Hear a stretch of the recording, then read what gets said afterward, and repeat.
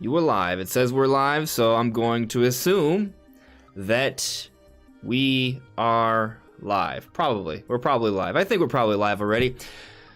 Welcome, everyone. This is On Just Restart. I am joined by my good friend Shifty. His channel is linked in the description below. We just recently did a little bit of a collaboration together where we played Monster Hunter Rise, and he put together a nice little video of us playing and bantering. So check that out. It is on his channel. He just uploaded it earlier today, and I enjoyed watching. I thought it was a pretty good time. I was surprised at how unboring we were. So check it out. I like to think that we could be somewhat entertaining. Somewhat entertaining, yeah. I think we were. Yeah, it was pretty good. So definitely, guys, check it out. Check out Shifty's channel. Like, subscribe over there. Like, subscribe over here too if you're new as well.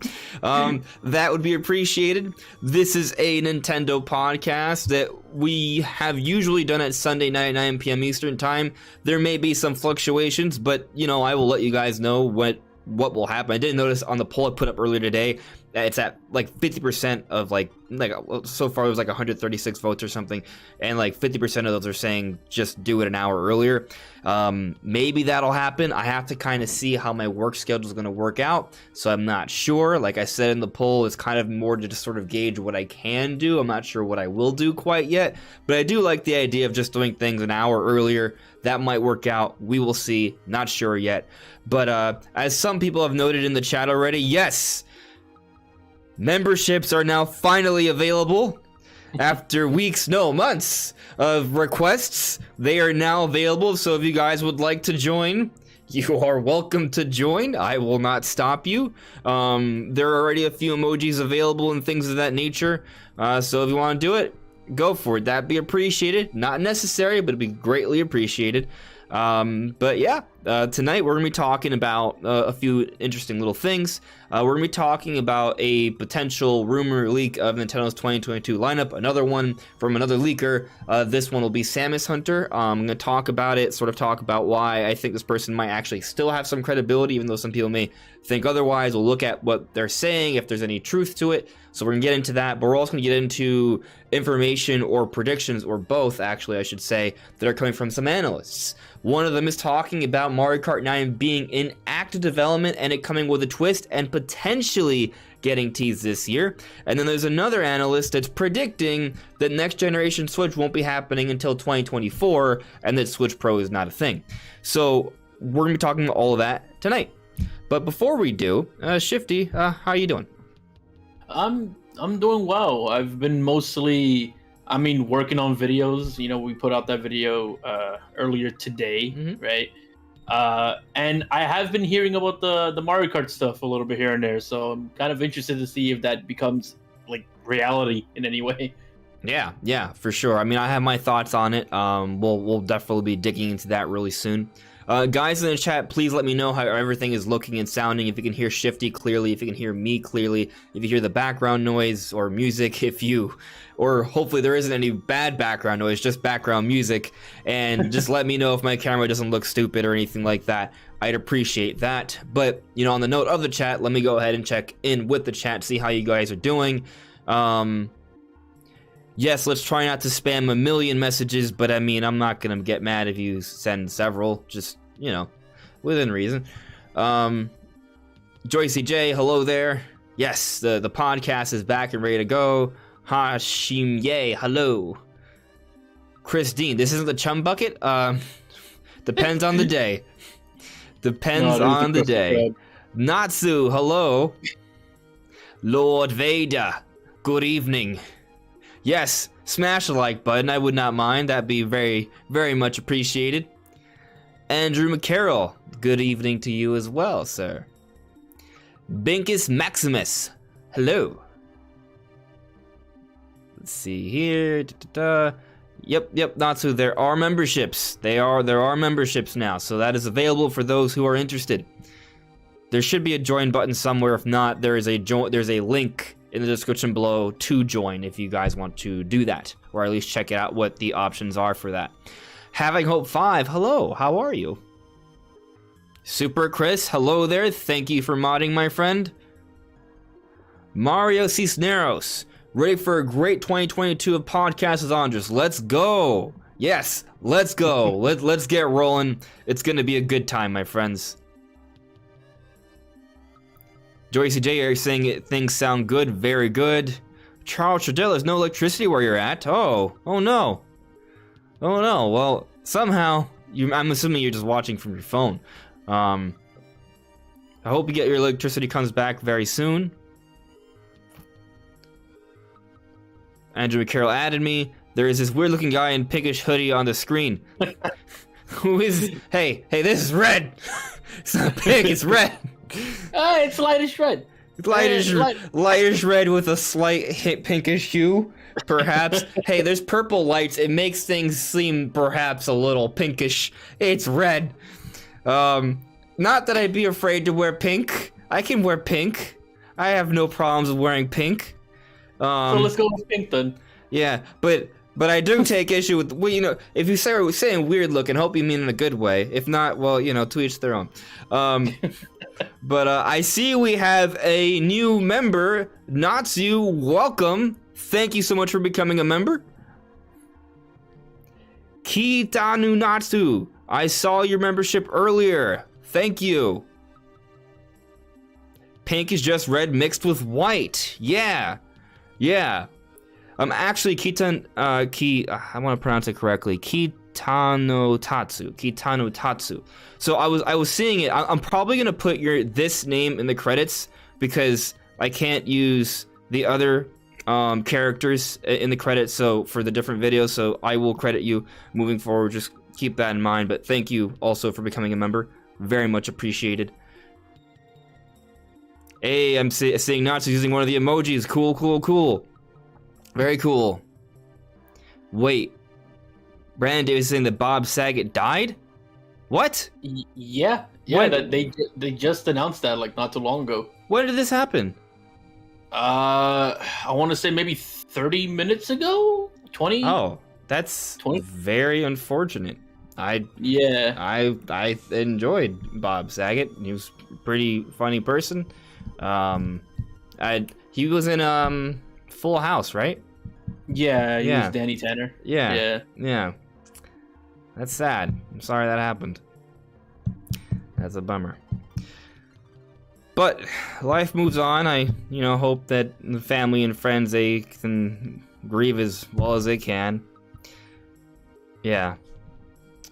Let's see here. Brandon Davis saying, Adamy, thank you on Just Restart for the entertainment. I'm glad I can offer you some entertainment. Thank you for watching. Let's see here. DOS with a super chat. Thank you very much, DOS. Yo, Andres, you think we get a January or February direct? Good question. Let's dive into that. So here's where we're kind of at right now. We just got like several sort of trailers and ads for Pokemon Legends Arceus or Arceus. I was having a debate with my friend yesterday or the day before. Yeah, yesterday should be Arceus, and ultimately we concluded that it really just kind of depends on the region. But, probably should say Arceus, I guess, since I'm American. I personally have liked saying Arceus lately just because it makes me feel like it's saying archaic.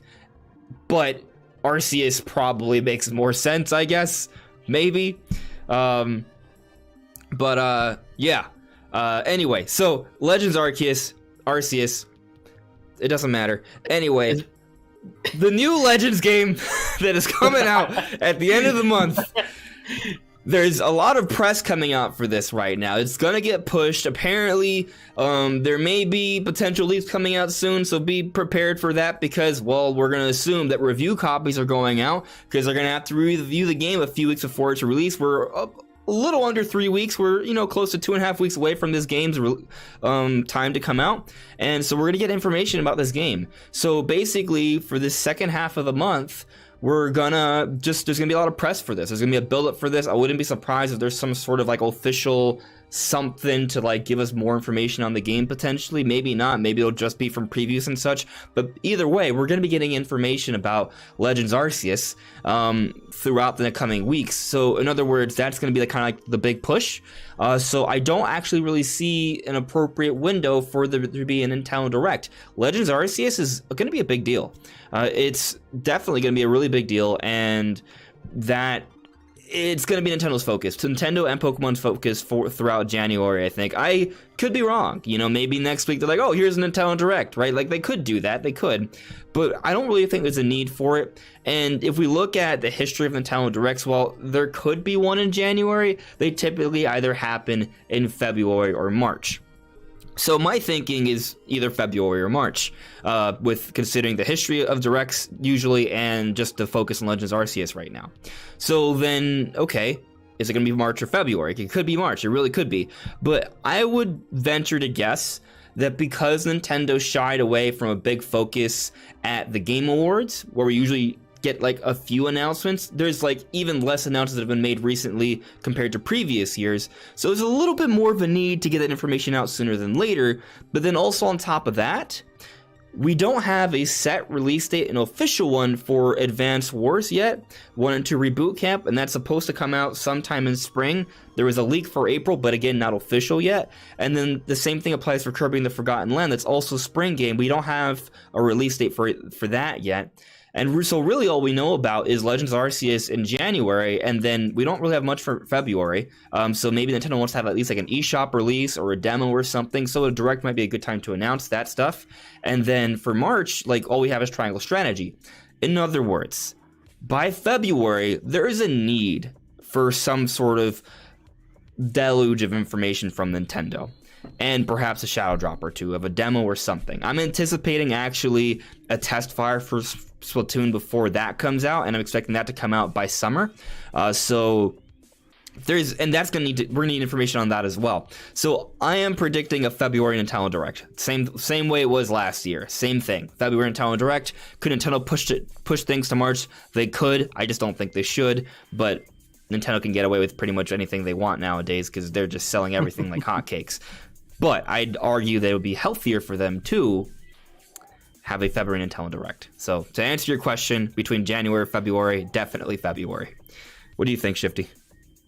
Yeah, I can see the logic there, considering that you want it to be as early as possible, but you don't really, there's not really a need to advertise Arceus. Like, it does feel like it's at that stage where, you know, the previews that we're going to see from reviewers are going to be enough to kind of, you know, pass that time until the release date. So I can kind of see that.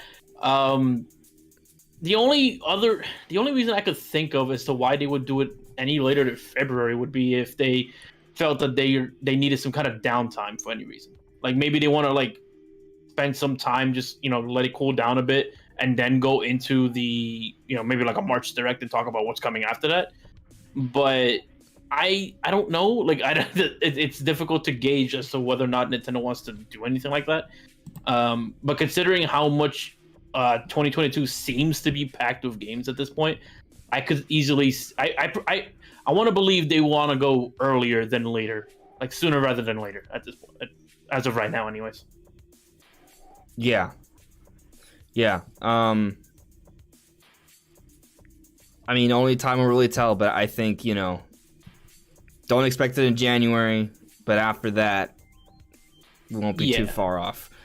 So I got a couple other super chats here. I want to get to that. So another super chat from Nate Esqueca. Thank you so much. I think also you became a member recently as well, so thank you for that as well. Very much appreciated.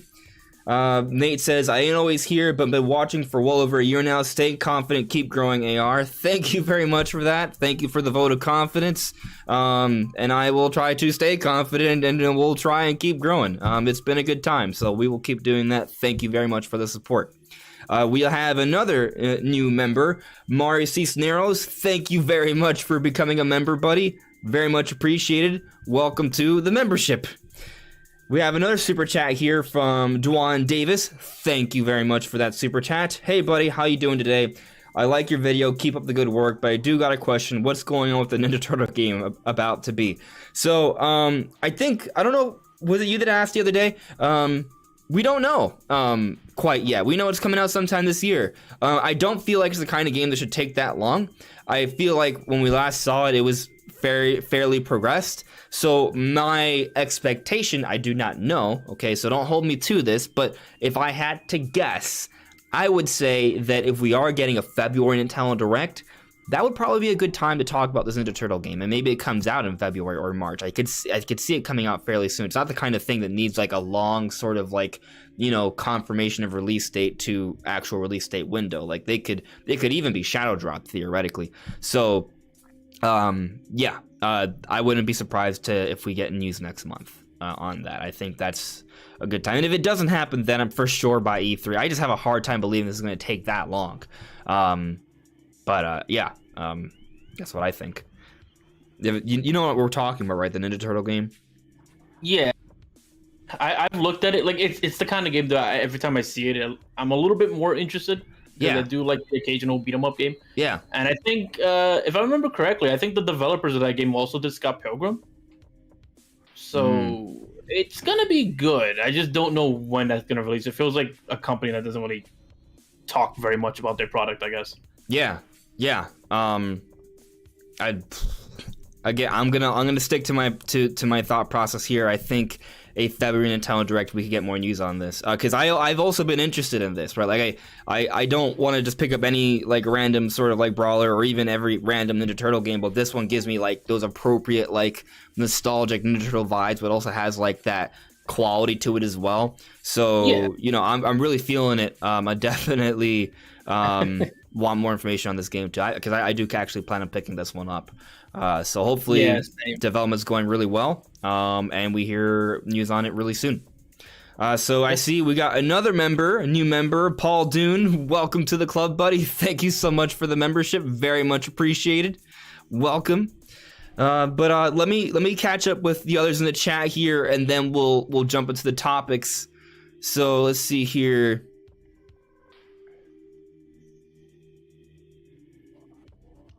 Charles Shadell, I hope things get a little less stressing. I hope you get through it, buddy. Please take care. Brandon Davis, you think a February Direct is way more likely? Yeah. I think a lot of us are on the same page there. You're welcome to have a different opinion, of course, but it seems like that's like the majority thought process here. The Zesty Car, hello there. Joycey J, you're saying your bet is for a mid to late February Direct. That could be. Yeah, that I don't expect in the first week. So mid to late February, I think sounds about right. Jordan Dropout, what about Type Null? The Arceus ripoff Pokemon, lol. His ability is the same and it's called the Arceus system, right? Feels like Pokemon doesn't know how they want to pronounce it themselves. I am not crazy for saying Arceus. I am not crazy. Oh, you see what you started now? I'm gonna bring this up to my friend to like tomorrow, because like he made some good points though, because like at least like, for example, the way we say Celtic, or we say the Boston Celtics, we don't say the Boston Celtics, but there are people who say Celtics depending on the region.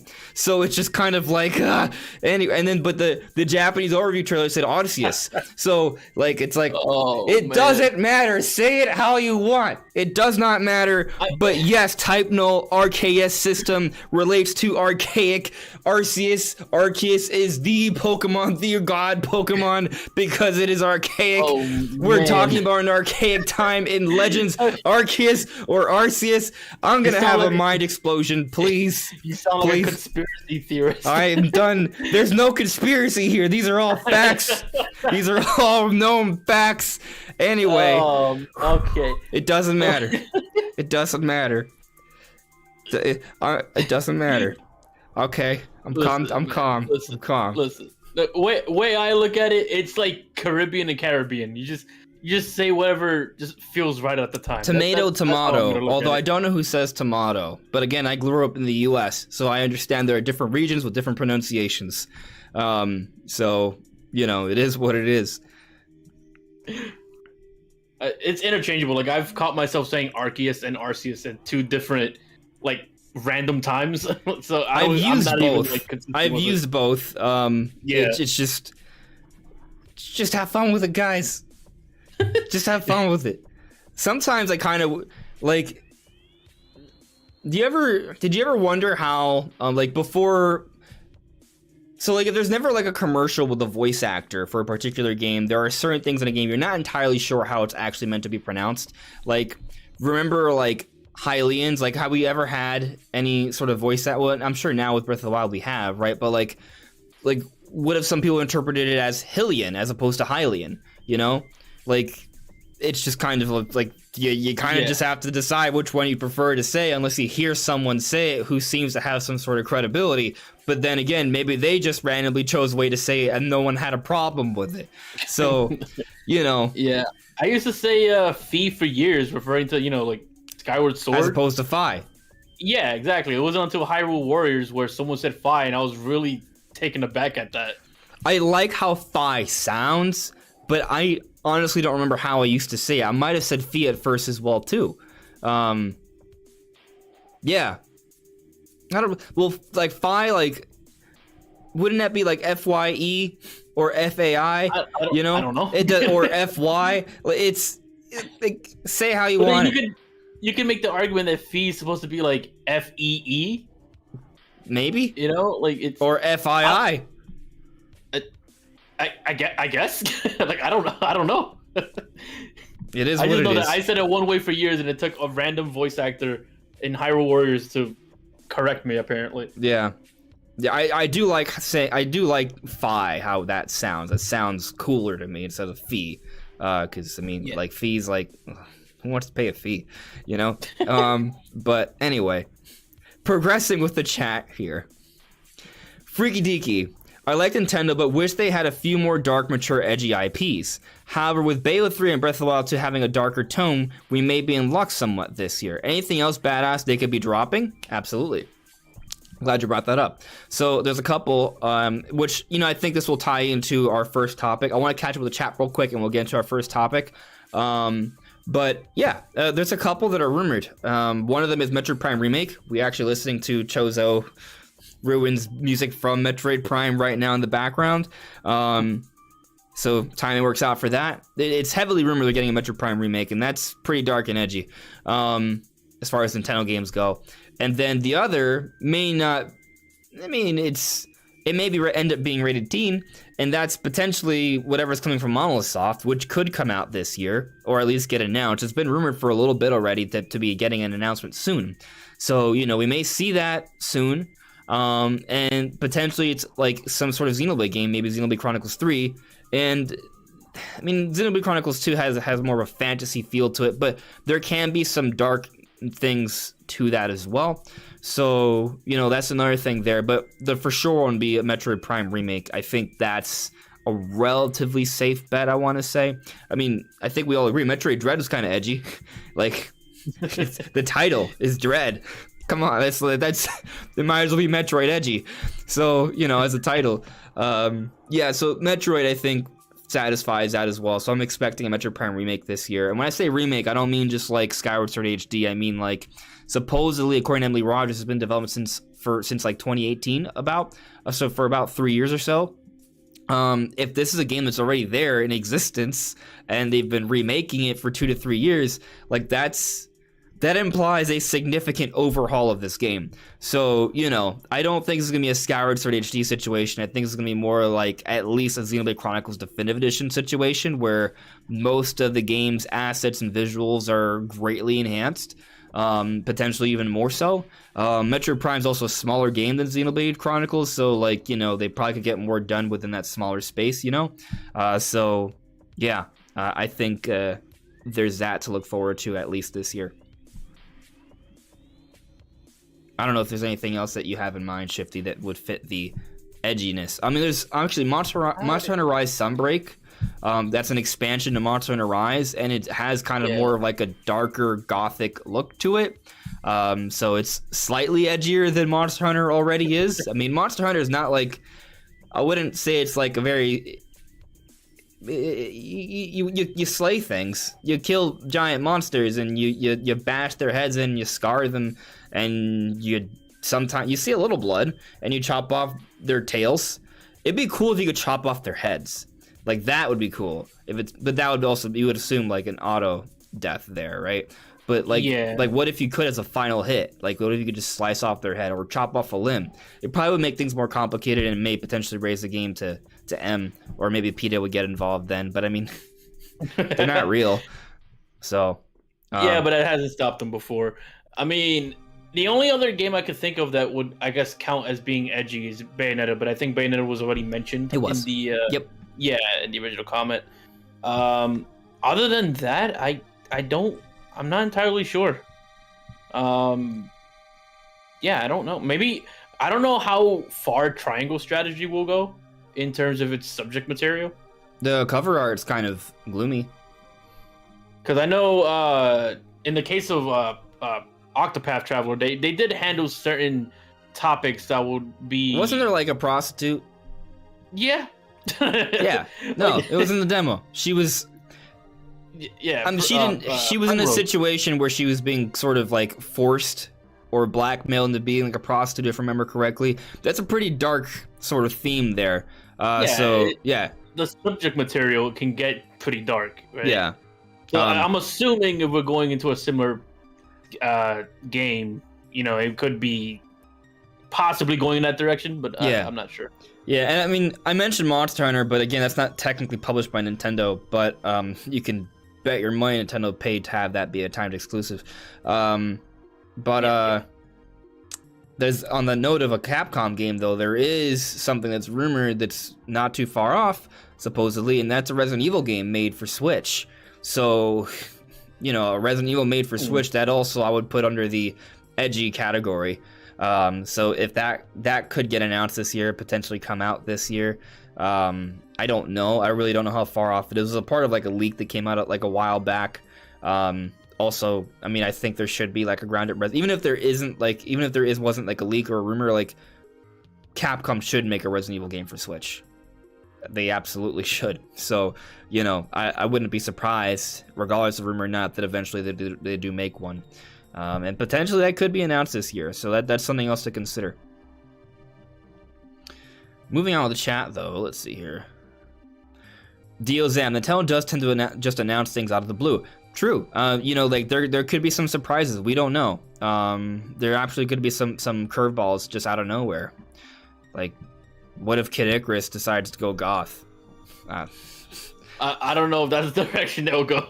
I'm just trying to think of something edgy. I mean, what is Dark Pit? Edgy Pit. It's Goth Pit. I guess it's Goth Pit. It's Goth Pit. Yeah. That's the game right there. He doesn't wear much mask. It would be cool if they gave him like mascara or something. Like they went all in on that. Wasn't there supposed to be a? Correct me if I'm wrong, but there was a Kid Icarus game that was in development that was supposed to be edgier than what we got at the end. Wii. Wasn't there? For Nintendo. Yeah, Wii. for the Wii. Yep.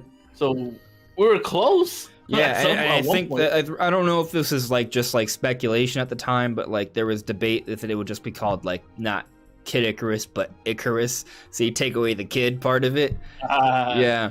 All grown up. I think, and I could. This is years ago, but I remember talking about it years ago on like IGN threads and stuff. But like I think there was I think the idea was that Factor 5 was going to work on it. It was because Factor 5 was really good at making flying games, and Kid Icarus flies, or in this case, Icarus would fly. Didn't materialize. Yeah, didn't happen. There's a lot of canceled projects. There's been several like Metroid movie/game ideas that have not come to light. I know that there's been a few pitches for F-Zero as well. They didn't happen. Same thing for Star Fox. There are pitches for these franchises that we want to get more for, but they don't get the green light for whatever reason.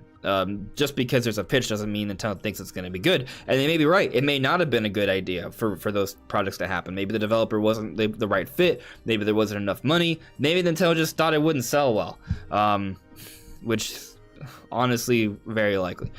But anyway, moving on here. Let's see here. I'm just kind of, I got a chat jump. Let's see. Yeah, I haven't watched the latest Attack on Titan episode yet. But I'm sure it's good. Brian Davis, do we think Pikmin 4 was canceled? I do not think it was canceled. I think it's just one of those things where when Nintendo wants to show it off, perhaps out of the blue, it'll be, oh, here's Pikmin 4.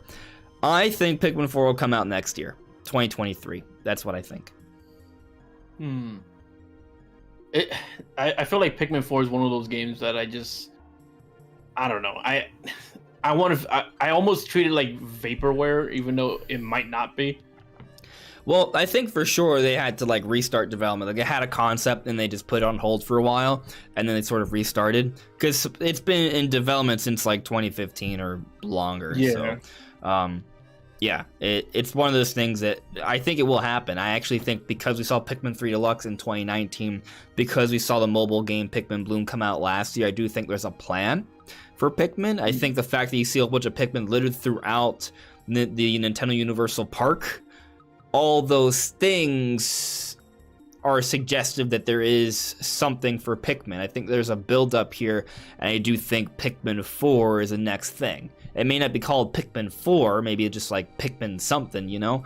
Yeah. Because I personally, I don't like the numbers, having numbers in the names of games oftentimes, because then it makes people feel like, oh, well, I didn't play the previous one, so I shouldn't play this one. And sometimes that maybe there is a reason for that, but not necessarily, you know? Like, I think when Metroid Prime 4 comes out, I don't think people should have to play Metroid Primes 1, 2, and 3 to play 4. I don't think that's how it's going to be, but, you know, maybe you should play them because they're good games, but from a story perspective, not necessarily. But anyway, that's neither here nor there. Moving on, Charles Trudell added me, Arceus is not easy to pronounce, it's even worse in French. I don't speak French, so I'm not sure, but I can imagine. That makes me really curious. Now I'm going to figure out what that is. Go for it. I kind of want to know now. Let's see. Diozam, are you going to be playing Monster Hunter when it drops on PC? I'm tempted. I probably won't because I'm not much of a PC gamer, but I'm definitely tempted. Sabo, I don't think Nintendo will ever make an M-rated game of their own. They've done it already. Geist comes to mind. It wasn't very good. Yeah, was Sin and Punishment rated M? That is kind of dark. D.E. Fox added me. She wasn't a prostitute, she was an erotic dancer. Okay. Still, dark suggestive themes from Octopath Traveler. Q Turtle. Edgy Pikmin set in a post-apocalyptic Earth. There you go. Yeah, it's the sequel to Don't Look Up. It's a Netflix movie that came out where a meteor destroys the Earth. All right. You ready to jump into the first topic, Shifty? All right, sounds good to me. Good. We're 30 minutes into the podcast already. We're supposed to end by 11, so we better get to it. So, right. This first topic is basically, again, you know, this is one of a few different leakers out there. There is debate about this person's credibility. A lot of people don't want to believe this person. A lot of other people want to believe this person. I've covered this person before. I'll say that when it comes to leakers in general, I think this person's better than most. But at the same time, I don't know for a fact what they're saying is true. They could just... I'm inclined to believe that they have some sort of source of information. Maybe they're just recycling that information from someone else who's credible. I don't know, but I'll say that most of the things they say tend to come true. Now, they're usually not groundbreaking stuff. They're usually stuff that we can sort of anticipate based off how Nintendo handles their news cycle. But, you know, I usually don't think they're too far off. So the person I'm talking about here is Samus Hunter. Yeah. And lately there's been... I don't know if... Debate on this person's credibility. A lot of people have sort of been coming at her because there's I don't care for the drama, honestly. Like, let people do them. I don't really care if you want to say stuff on the internet or not, as long as you're not like I don't know. I guess it depends, right? Because, like, for example, I don't like it when there are YouTubers out there who they'll be like something on Reddit and they're like, oh, real confirmed leak, check it out. And it's not even remotely close to that. And I'm sure some people might think what I just said may sound hypocritical, because sometimes I might put leaks in my title, but like I try to like always show like, hey, look, this is a possibility, but it's not confirmed. I'll put a question mark. Like I'll try to put something in there so it's not a lie. Like there are some people just straight up freaking lie. So you know that's kind of like, you know, sometimes I get annoyed by that, but at the same time, like this person saying things, you can't really prove that they're lying or not. So, you know, I don't, let them be. But I also feel like this person actually has gotten a decent amount of things right, not everything. So, you know, I don't really have a problem with Samus Hunter at all. But anyway, they, you know, decided they're gonna take a little bit of a break. But before they did, they're gonna like sort of give us some information on their sort of like expectations for 2022 from what they've heard, right? So a leak. So let me go ahead and just recant what they said here. Maybe I can show it on screen for you guys to see it. Let's see here. I hate this update. It doesn't let me like show. There we go. It should be visible now. All right, Shifty, I don't know if you have the stream on, but could you let me know if like it's like when I move the screen, it moves too? Yeah, I want to scroll through. Yeah, it looks like it's scrolling. Yeah. Okay, cool. Yeah. All right, so I'll go ahead and just read what Samus Hunter had to say here, and then we'll break it down. All right, so before I leave for a few weeks, I wanted to give you a list of the games planned for this year. Keep in mind that there are several factors internally in the plans of the companies. The games are under code names until the reveal or announcement period given. Of these, only a couple I know who they are, like Splatoon 3 should be Lightning. While for others, I can make associations. There are also unannounced titles where the association of the series I'm not sure, so I just give you the description of the game type. Also, these plans can easily change. Advance Wars itself was delayed practically a month before its release. So here's a list of the games planned for the year. First half until late June, Pokemon Legends Arceus. Updates for already released games and eShop titles. Triangle Strategy, Kirby and the Forgotten Land. Advance Wars, casual friendly smaller budget game. Splatoon 3, Mario + Rabbids Sparks of Hope. Second half, Monster Hunter Rise Sunbreak, a remake for a big budget for the core audience, likely Prime HD. Bayonetta 3, updates for Splatoon 3 and Sunbreak, eShop exclusive title. Big budget unannounced game for the core audience, possible the Monolith Soft project, the sequel to Breath of the Wild. Casual friendly smaller budget game. That's it. If I receive more details, I will let you know. So, let me bring back the camera here. So, I mean, that's the list. Most of those things there are already known, so it's not even like crazy. Like really, she's adding like what 4 more titles to the lineup, 2 of which she's not specifying. So, you know, it's one of those things where, like, even if it's not a real leak, it's a fairly good prediction, I would say. So, like, just going from it, like, so, but there are a few things here that I do think are interesting. One, she's saying Advance Wars was delayed practically a month. What is that, like, before it was delayed already for more than a month? Like, after that? I'm not sure there. So, we'll see what happens with that. But, obviously, Legends Arceus is coming out. I'm gonna like alternate between Arceus and Arceus like all night. But anyway, that's obvious. Updates for already released games and eShop titles. Like for example, what if we get like some sort of free update for Dread DLC? What if we get paid DLC for Super Mario Party? Those are things that I could kind of see getting announced in a February Direct. Triangle Strategy, that's already confirmed for merch. Kirby and the Forgotten Land and Advance Wars already confirmed for this year as well. Now, there's this casual, friendly, smaller budget game. So that's pretty vague. It's so vague, like, but also at the same time, like, usually there is a casual, friendly, smaller budget game that comes out in the first half of the year. Like I'm hesitant to even call it a leak. It feels more like a prediction. So, you know, like I would have liked I guess what I'm saying here is that like it would have been nice if there was something more there that kind of specified more to what it is, right? Because it's one of those things where like, oh, like it sort of satisfies a very wide sort of range of things of what it could be. So in theory, I'm not saying Samus Hunter's lying. I'm not saying that. I don't know.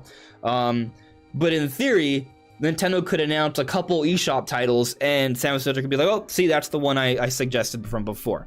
Right, so I'm not saying that there is any lying here. I'm just simply saying there's not much specificity here, so it's hard to really say for sure. Splatoon 3 for the first half of the year, that is technically a prediction because, or that's new information if assuming it's true, because we don't have a confirmation of when Splatoon 3 is coming out yet. We're assuming it comes out by summer. It might not. It could come out like in September. Like, I don't think it will, but we don't actually know. Like, Nintendo has just told us 2022. So, we'll see. I do think by summer, but just saying, we don't know that for sure yet. Now, this one I find interesting. Mario plus Rabbids Sparks of Hope for the first half of the year. I wasn't thinking that. It could happen, though. But basically, they need to tell us that really soon, right? So, let's say this is true.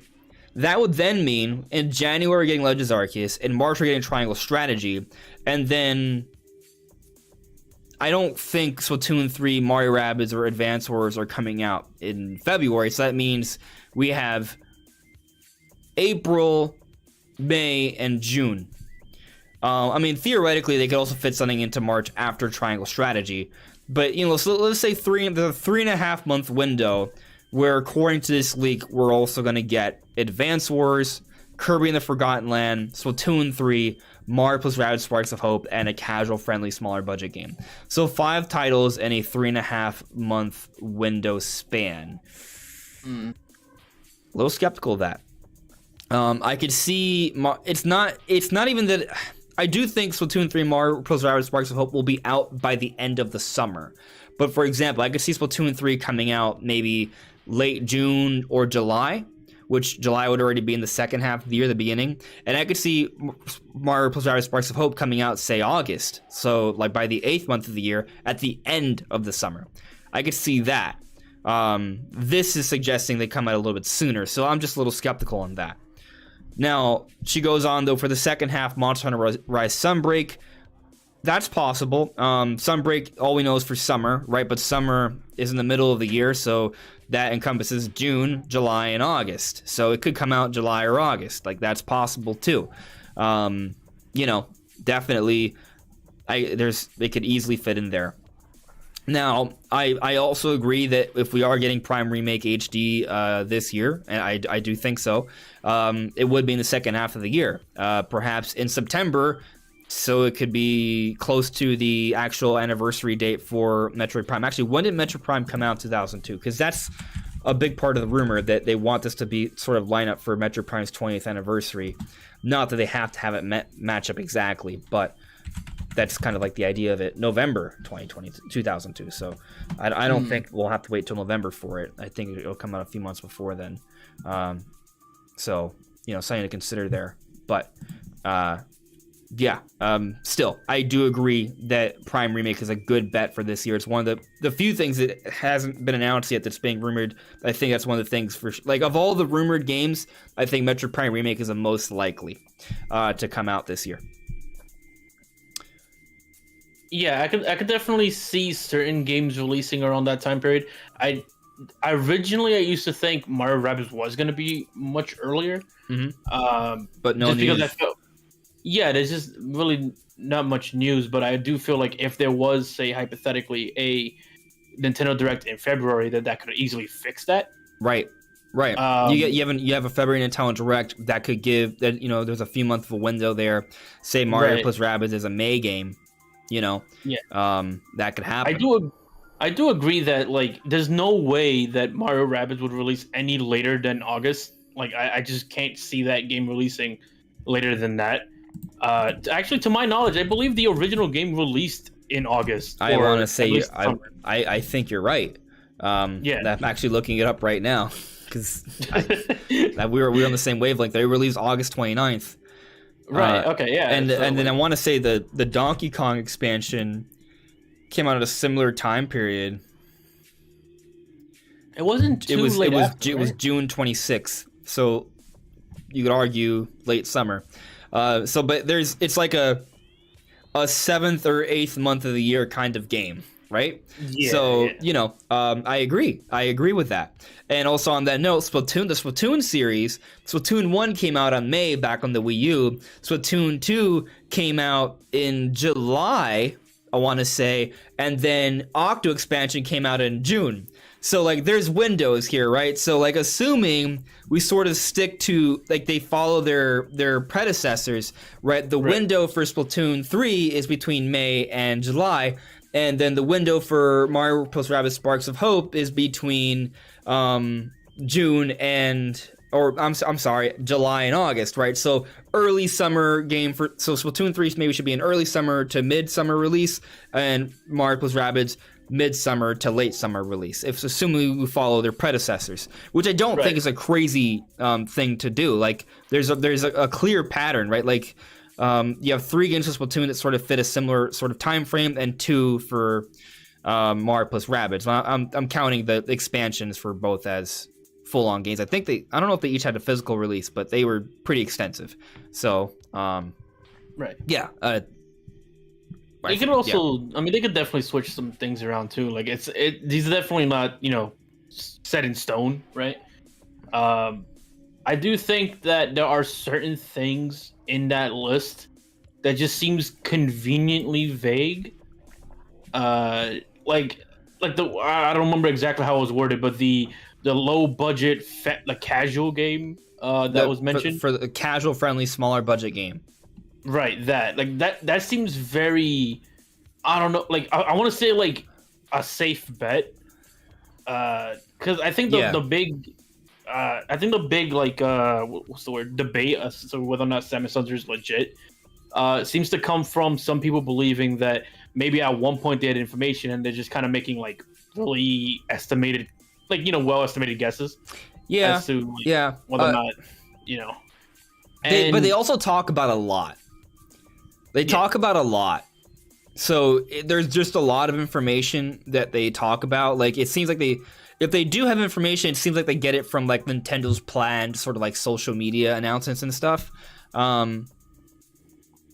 Like, for example, they were talking about how this past week that just happened, we would start getting news for Legends Arceus, which you could argue is just a really good prediction, but we started getting overview trailers and stuff.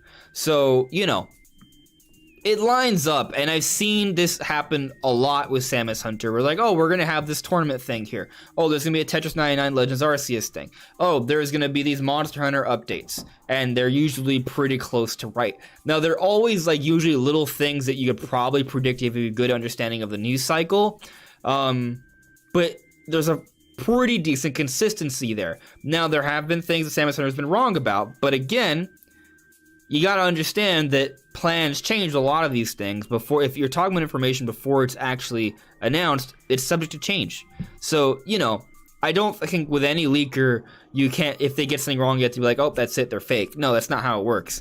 But at the same time, to your point, Shifty, there is a vagueness to some of the things being said. So, it does make you question, right? Yeah, I mean, I guess at the end of the day, it just kind of depends on like what percentage of things have been right or wrong, right?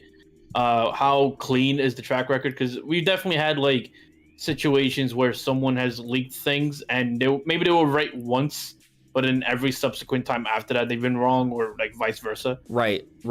Yeah.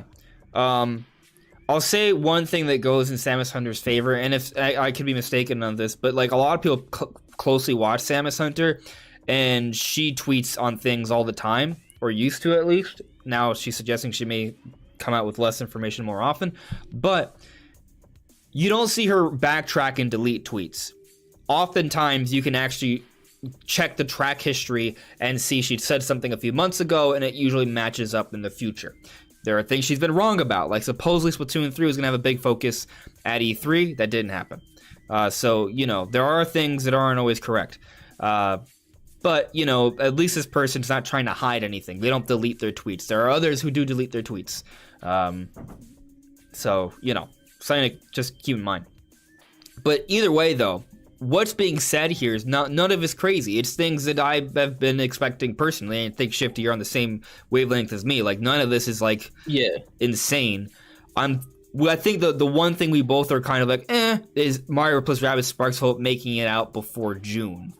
But again, to your point from earlier, right? Like you initially thought it could come out earlier, but because we haven't got that much information, we started to think a little bit later. But if we do get a February direct, maybe they could, be like, oh, it's coming out by June. Get ready. It could happen. Like the timing of these things can be switched around pretty easily. Like if you go by the developers of Triangle Strategy, like their game is releasing earlier than when Octopath had released in their respective years. So it is possible for them to just switch things around whenever they feel like it. Yeah. It could be that Mario Rabbids is just, further along than we realize, and maybe it just needs like another big advertising push from either Nintendo or Ubisoft. Yep. So I think it's possible it could release earlier. I don't think it's out of the realm of possibility. If anything, the only thing I think that is straight up just extremely unlikely about it is whether or not that releases after August, and I just don't see that happening at all. Yeah, which kind of brings me back to the second half, though, right? Because, so assume we get the first half of Legends Arceus, some eShop updates and release dates, Triangle Strategy, Kirby, Advance Wars, casual whatever game, which wouldn't really impact things for the core stuff. So Splatoon 3, Mario plus Rabbids, that's a lot for the first half. But then in the second half, we get the Monster Hunter Rise Sunbreak expansion, we get Metroid Prime HD, we get Bayonetta 3. Then we obviously we're getting more updates for Monster Hunter Rise Sunbreak and Splatoon 3 in the meanwhile. An exclusive eShop title, which sure we get like at least one per year, at least one, and then also maybe like a Xenoblade game, and then Breath of the Wild 2, and then another casual, friendly, smaller budget game. Like that's also a lot for second half of the year. It's within reason. It's possible. Like that could be it. Like if that's the entire Nintendo lineup, that would work. But like it's kind of like the highest we should expect within reason, I would say. Anything more, I would say, would become unreasonable. Okay. You know what I mean? Like, if they I wouldn't expect that we also get Fire Emblem, and we also get Donkey Kong, and we also get Mario Kart this year. Like, that, I think that's where you gotta kind of be like, no. Like, even though Fire Emblem and Donkey Kong are rumored, I don't think we get the rumored Metroid Prime remake, the rumored Xenoblade 3, the rumored Donkey Kong, and the rumored Fire Emblem all in the same year. When we already have Breath of the Wild 2, Bayonetta 3, 3D Kirby, Triangle Strategy, Splatoon 3, Mario plus Rabbids Sparks of Hope, and Advance Wars. That's just, it's, like, maybe one or two of them, but not all of them.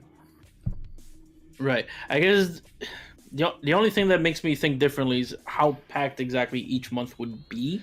Yeah, like, you don't have to have one game per month. It could be 2 games in a month.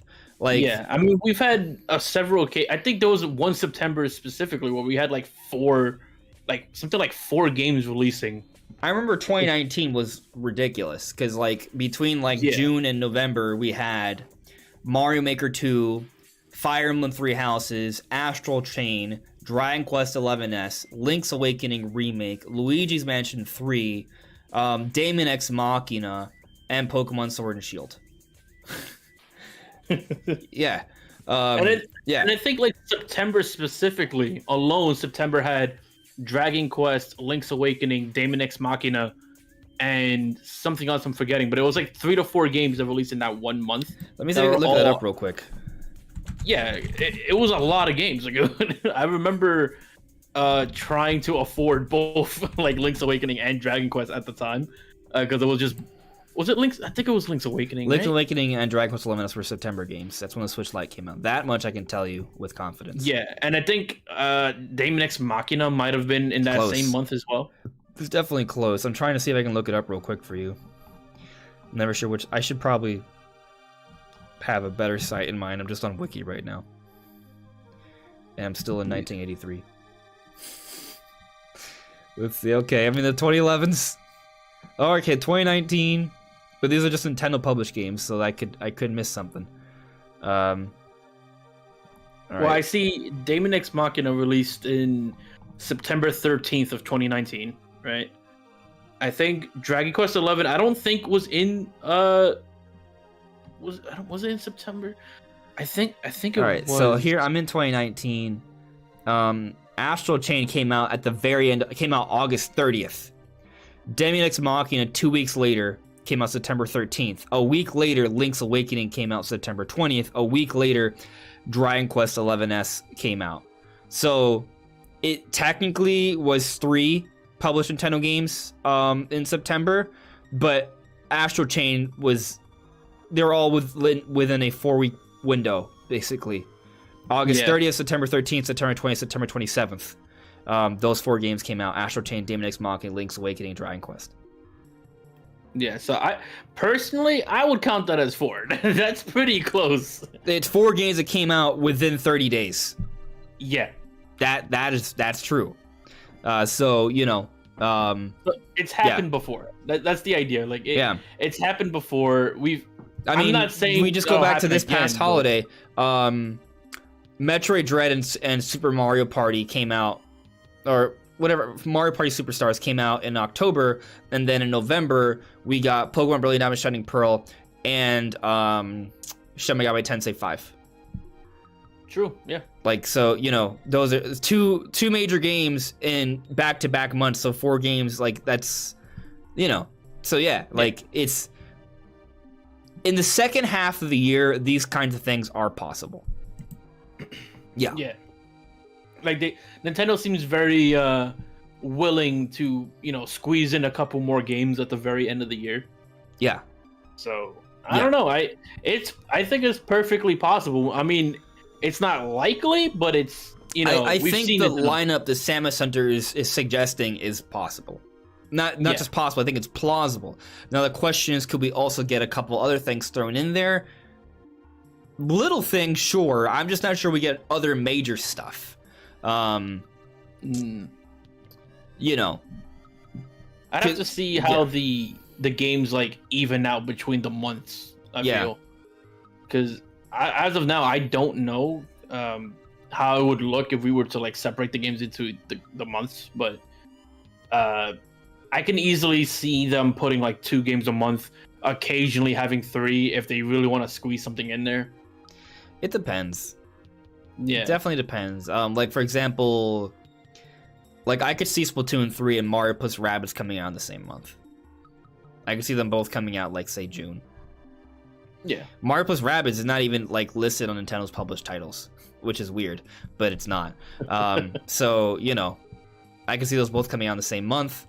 I could see a Splatoon Test Fire coming out in March, alongside Triangle. It's just a demo, basically, right? Or maybe Advance Wars comes out in the second half of March alongside Triangle Strategy, and then in April we get Kirby. Like that's possible. Or May, right? Maybe Metroid Prime Remake and Bayonetta 3 come out in the same month. Like that's also possible. So we'll have to wait and see. But I'm just saying, like, Nintendo needs games for next year too. So we'll see how things shake out with that. But I mean, from the list, though, like, do you buy this information? Do you think it's legitimate? Do you trust it? Again, there's really just a couple additions to what we already know, so I don't really feel like it's that much of a stretch. And there are things that are pretty much, or they're not confirmed, but they're rumored by credible sources that are less debated than Samus Hunter. Metroid Prime Remake is from Emily Rogers, and it's been corroborated by other sources such as Jeff Grubb from I want to say is it VentureBeat or GamesBeat, one of those. And then Xenoblade Chronicles 3 has been reported by Imran Khan. So, Okay. Yeah. Yeah, I mean, I don't know if I want to use the word I trust the information, because I feel like that's almost giving a lot of credit to Samus Hunter in a way. It's things that are pretty much already been sort of rumored or confirmed already. Yeah. Yeah. Like in that sense, I can believe it, right? Yeah. It's not so much that Samus Hunter saying it. It's just kind of like, yeah, I kind of buy into that too. I was sort of talking about the games that might not be there instead, because there are other things that are rumored, like Fire Emblem and Donkey Kong. And I had a discussion with Brandon before the new year. So there's a video on it, and I had a discussion kind of debating what is the most likely of these three games to come out first, and it was between Donkey Kong, Xenoblade Chronicles 3, and Metroid Prime Remake, and we concluded that Prime Remake was the most likely, but Xenoblade Chronicles 3 wasn't too far off, and of the three, Donkey Kong's probably the one that would come out later. Okay. Do you agree with that, actually? Yeah, I want to say yes in terms of Metroid Prime, but for some reason, the thing is, I'm not too sure about how far along the Xenoblade and Donkey Kong stuff has been going on for. Yeah. But I want to say, I don't know, maybe it's just me being hopeful, but I want to say I want to see Xenoblade first, as I'm just more of like a Xenoblade guy, like when I compare Donkey Kong anyways to it. Whether or not I believe it's coming first, I have no idea.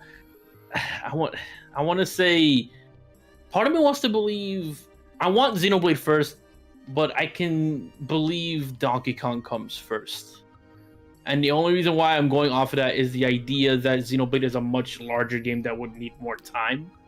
Okay. But I don't know. That's the thing. Well, it also kind of depends on which one started. You know what I mean? Right? Yeah, exactly. So it's like, for example, like obviously a 2D Metroid wouldn't take as long as Breath of the Wild 2, but if the next 2D Metroid has only started development last Christmas, Breath of the Wild 2 is probably going to come out first, you know? So it kind of depends on the timing of that. It's probably relatively fair to assume that Monolith Soft has been working on Xenoblade something since the release of Xenoblade 2 to some extent. Now, did they jump straight into development for Xenoblade 3 right after Xenoblade 2? I mean, but there probably wasn't all hands on deck at first. But, you know, Xenoblade 2 came out in 2017, and they haven't come out with a full-on new game since then. They had Torn of the Golden Country, was just DLC for Xenoblade. It came out like 6 or 7 months after its main release. And then in 2020, we had the remaster of Xenoblade 1, but that was it. Like, we haven't had anything else. And Monolith Soft is like one of Nintendo's biggest studios. They have several development teams. So, you know, they probably have something ready. It lines up with what some of the journalists out there have been saying, that something's going to be announced soon from them. Now, on the Donkey Kong side of things, that's supposedly being made by Nintendo EPD. Now, if Nintendo EPD means specifically the Mario Odyssey team, well, they also came out with Odyssey in 2017. We don't know what else that they've been working on. But it also could be, there's like 12 different EPD groups, so we don't know which one it is. It could be like a whole other different team. So, you know, it's kind of like, maybe. But what's interesting about the Donkey Kong thing is that we know there's a Mario movie coming out at the end of this year, and there is going to be somewhat of a Donkey Kong influence in there because, well, Seth Rogen's playing Donkey Kong. We know that. So Donkey Kong's going to be in the movie, and so will Cranky Kong. And they've already also officially announced that there's going to be a Donkey Kong expansion before any other Nintendo IP is expanded in the Nintendo world, besides obviously Mario, which is already there. But there's also rumors of a Donkey Kong movie to follow up the Mario movie. So, you know, you got to think with the Donkey Kong Park and the Donkey Kong movie, and I think the Donkey Kong Park's not supposed to open until 2024, they probably want a game to come up before then. But by 2024, that's a window, right? Like, we're in 2022. Like, they don't have to come out with a Donkey Kong game now. They can come out with it next year, for example. So, you know, I think there isn't a need for the Donkey Kong game to come out this year. But there's also not a need for the Xenoblade Chronicles 3 to come out this year either. We just have some people saying that it's going to get announced soon. That's kind of like really the main difference here. There's no sources out there saying that Donkey Kong it has to come out this year or is getting announced soon. It might, but all we know is Nintendo's working on it. With the Xenoblade thing, supposedly they wanted it out last year, but COVID. So, you know, that's why I'm kind of more leaning towards Xenoblade Chronicles something being ready before Donkey Kong. Okay. Yeah, I can kind of see it when you mentioned the development history. The only thing that could possibly slow them down is something like you mentioned, COVID, and the fact that they've been working on a couple other projects. They could also be helping with Breath of the Wild 2, also considering that they helped. Well, Monosoft 100% is. Right. Yeah. So. Yeah. So we already know they are. Depends. It just kind of depends on like how much that holds them back in a way. Like I don't. Maybe I don't mean hold them back. They have like different studios. Yeah. So like there'll be different studios working on different projects. But again, like it we don't know how dedicated. We don't know. We don't. Yeah. There's a lot of variables. And right. That's. Yeah. It's just difficult because, like you said, there's a lot of EPD teams as well that could possibly be working on Donkey Kong this whole time. Yeah. In theory, maybe they both could come out this year, right? To your point, like we don't know. They could squeeze in both of those things in a month. Like it's possible. But also, Nintendo should also space things out, right? They could also just have them both release in 2023. Yeah, Xenoblade 3 doesn't have to come out this year either. It could be something else. Yeah. Like Kid Icarus or F-Zero. Or a new IP. I mean, maybe eShop exclusive F-Zero port or something. Come on, please. I'll take anything. I'll take F-Zero, anything. please. I'll take anything. Please. Just give us a port of GX or something. I don't know. Just something. Let me check in with the chat here. I see we got another new member, Paint Fat Purple. Thank you for becoming a member. Welcome to the membership. I see you also provided a super chat. Thank you very much for that as well. Let's see here. You said took me 45 minutes to join because of stupid iPhone. Well, you have now joined. Thank you for joining, buddy. Thank you. But let's check in with the chat here. Let's see what you guys are saying. Natsu is back, and he saw the Attack on Titan episode, and it was great. Good. Now maybe I'll watch that before I go to sleep or something, and snack on something after the show. What are you gonna say, Shifty? No, I was just gonna point out a comment in the chat that I saw, mentioning because it was something I wanted to mention earlier when you mentioned Jeff Grubb, but apparently they mentioned Nintendo hiring the Black Widow actress to represent Samus. Have you heard about that? Who represents Samus where? In what? Apparently they're supposed to represent Samus involving Metroid Prime 4 and like other projects after that. That sounds like... It sounds like garbage bullshit. Because I'm not saying it could be the case. It's just it sounds so cool. It sounds like cool. It sounds like just like someone's like, oh man, what if they got Scarlett Johansson to play Samus? No, that would be amazing. I mean, it won't be Scarlett Johansson though. It'll be the woman who plays I don't know the actress's name. I don't know how to pronounce it. Florence. So you don't mean Black Widow from like the MCU? No, we mean like. Have you seen the Black Widow movie? Yeah, isn't it Scarlett Johansson? Yeah. But I'm talking about like, they got the woman who plays her sister. Oh, well, that changes things a little bit. That's a little more reason. All right. Maybe it's not. Maybe there's some validity to this. Yeah. It's not Scarlett Johansson. It's Florence. I don't know how to pronounce her last name. It's just the thing is, like, Scarlett Johansson's asking price would be so high. If it's not like for like a dedicated movie, why would Nintendo do that? It is like, I don't know, but you could also make the argument that like Florence could also be a little expensive for just Metroid Prime 4. Yeah, I don't know. You also make the argument that Nintendo probably has a lot of money going into Metroid Prime 4. Right, yeah. I just feel like you could just get, like, I don't know, Jennifer Taylor to, like, voice Samus or something, and then, like, and, leave it at that. Like, so, get a good where's this rumor coming from? Because I haven't heard of it. So, it's something, I don't know what show it was exactly, because I'm not familiar with the show, but apparently it was mentioned by Jeff Grubb on some kind of, I want to say a podcast, I think. You might want to double check that, but I do remember it was Jeff Grubb that had originally mentioned it. Rumor: Florence Pugh will lend her image and voice. Yeah. Rumor: Florence Pugh will lend her image and voice to Samus Aran in Metroid Prime 4. Who said this? This is the first time I'm seeing this. Well, how did I miss this? I don't know. I heard about it like I want to say a few days ago is when I first heard about it.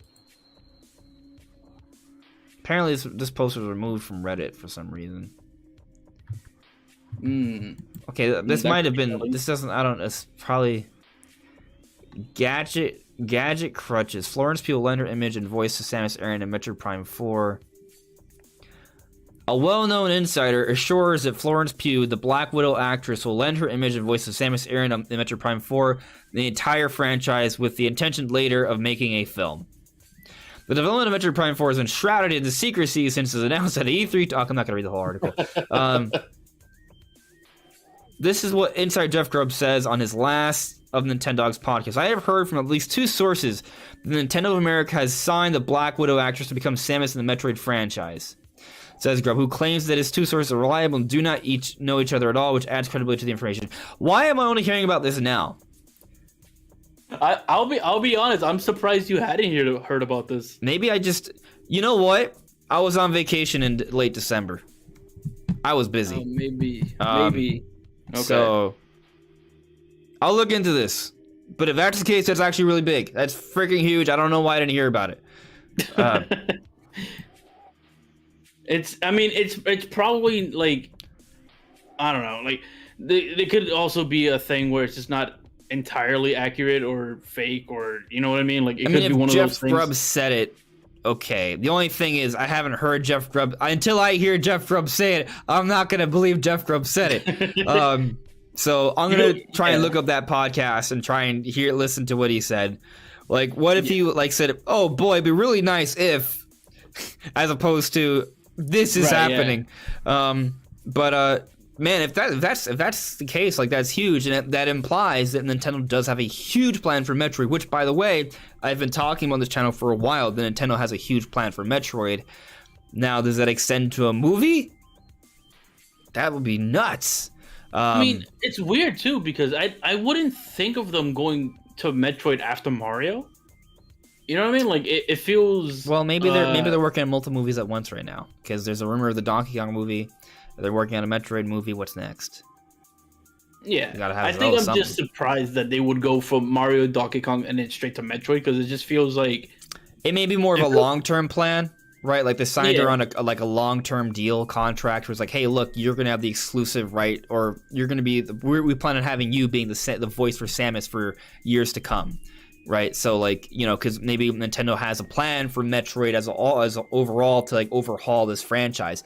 As I've been arguing on this channel for a while, Metroid Dread last year, Metroid Prime Remake this year, Prime 4 the year after. What comes out after that? Metroid the movie. I don't know. Like this, I don't know if a movie will come out that soon, but I do think there's a plan for both Donkey Kong and for Metroid.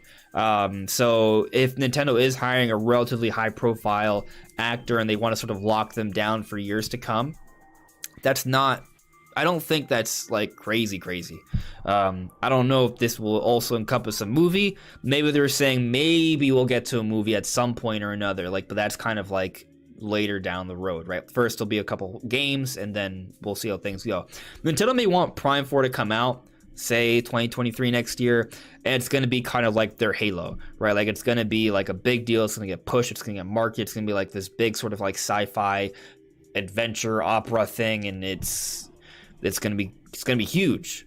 And maybe Samus is gonna have more of like there's gonna be some like Samus had some voice work done in Dread, but like maybe what they're gonna do in Prime 4 is gonna be like on a more bombastic level. So this is exciting to think about. I'm gonna have to look into this. I did not know about this, so I'll have to look into it. So I'm actually, awesome. While we were discussing it, I'm actually looking it up now. Okay. And bring me down, bud. Bring me down. So I'm rip pretty. Off the Band-Aid. I'm gonna rip it off as quickly as I possibly can. So he never said that. There's a tweet of Jeff Grubb directly saying it's not true. Okay, well there you go. They- That's probably why I actually didn't hear about it, because it was never truly legit. So that article right there I just read was lying, I guess. But I'll look into it later. Yeah, apparently it came from some a website from some other country. I think it was it France or something, or Spain. I think it was some article made an April Fool's joke thing saying this about Jeff Grubb, and it kind of just spread, and then Jeff Grubb had to like respond to it and all that. So. Okay, all right, Yeah. there you go. Thank you. Either way, though, I still absolutely believe there's a plan for Metroid, right? And it wouldn't shock me if they do have like a voice actor lockdown. I mean, they already have one in for Dread, so maybe they use the same one. You know,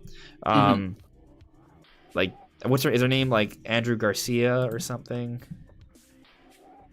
I followed her. I don't remember what you followed. Trying to remember her name. Nikki Garcia. Yeah, she's pretty cool. But yeah. Anyway, I do think there's a plan for Metroid, but I'm glad we realized that was fake. So cool.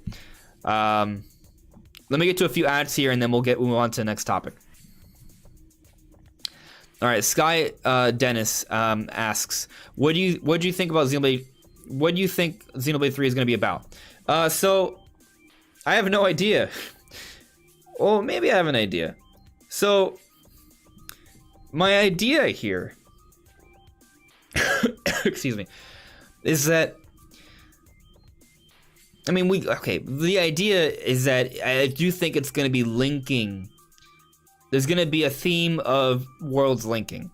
And the reason I think that is because, I don't want to spoil too much, but I'll just say that the world of Xenoblade 1 and 2 are connected. And as you progress in the game towards the end, you see that in Xenoblade 2, that there's a clear connection there.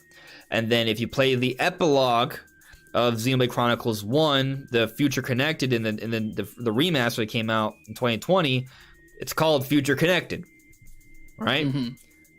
Keep in mind that wording, Future Connected. It also has to do with portals and rifts, which also relates to how Xenoblade 1 and 2 are already connected. But then also, when we got the initial report that Xenoblade Chronicles 3 was nearing an announcement from Imran Khan, he was saying it takes place in the future, and there will be some characters that will be involved, including Melia, or at least the voice actress from Melia, who's from Xenoblade 1, but it'll have characters from even Xenoblade 2. It takes place far into the future, so perhaps Xenoblade 3 will be a game where there'll be some sort of conflict relating to a merging of parallel worlds deep into the future, and it's gonna tie it all in together. So that's kind of like, in terms of like from what we've heard and what I think and when I know the story, that's what I sort of think Xenoblade Chronicles 3 is going to be about. Now, gameplay wise, I expect it to be bigger and more ambitious and more polished than Xenoblade Chronicles 2. Xenoblade Chronicles 2 was kind of rushed. I think they wanted to have the Xenoblade franchise out and available in the launch year of the Switch to get the series out there and ready and really push the first year of the Switch. And Xenoblade 2 is the best-selling game of the franchise, so they had some success there. The game was still really good, but it could have been even better if it had a few more months in the oven. This time around, from what the reports have shown or suggested, it's going to be more of a cohesive development effort. It's all going to be one place as opposed to like different departments in different parts of the world, and it's going to have more time. They've been working on it for a longer amount of time, so I do think it's going to be like it's going to be impressive. Like it's going to be like a big deal kind of game. Yeah, I see we have another member, Nintendo Prime Nate. Thank you for becoming a member, buddy. Really appreciate it. Welcome to the membership. Thanks for joining. Very awesome.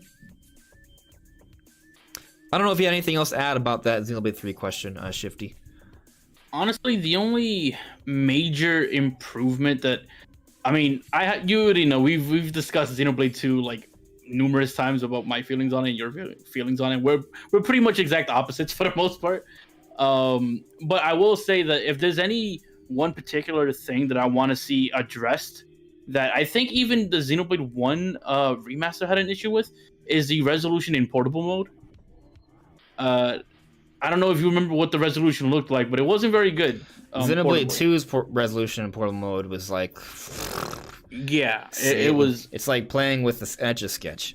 That's an exaggeration, but it was almost like 3DS resolution. Like it was pretty low. Very pixely. Yeah. I mean, we're definitely exaggerating, but you can tell. Like there's a very clear drop in resolution. Yeah.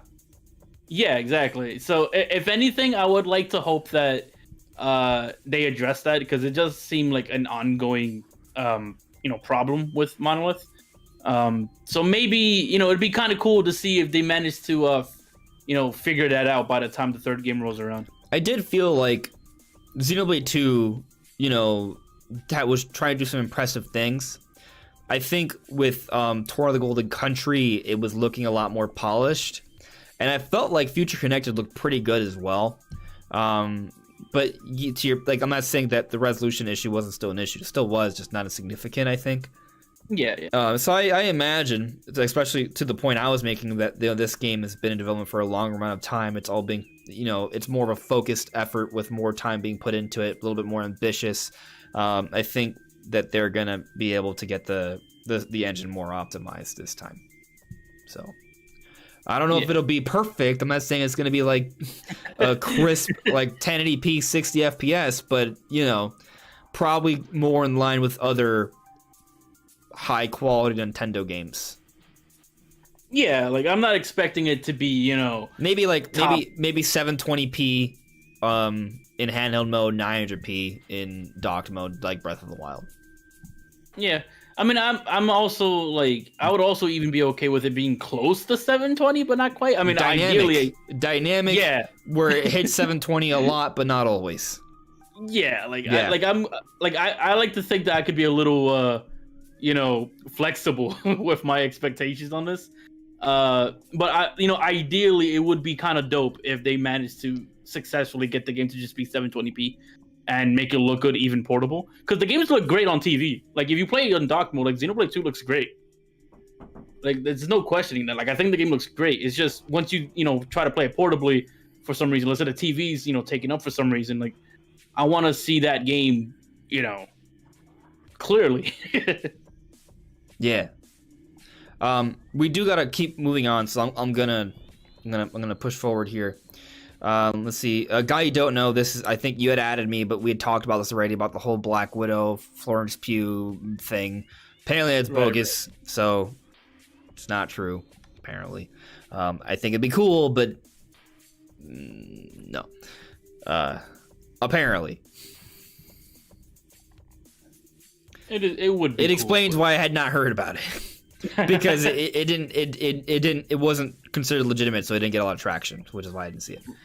Right. I think it got traction on that day. Is probably what happened, and then And I again was on vacation, so I didn't. Yeah. Yeah. Pain Fat Purple. Y'all seen that Metroid history video, the movie history video that did second channel? I can send it to you on Twitter. Yeah, send it to me on Twitter. I'm not sure what you're referring to. Hey, Nintendo Prime. What's up? DE Fox. Birdman Senpai, hello there. Happy New Year, guys. Happy New Year.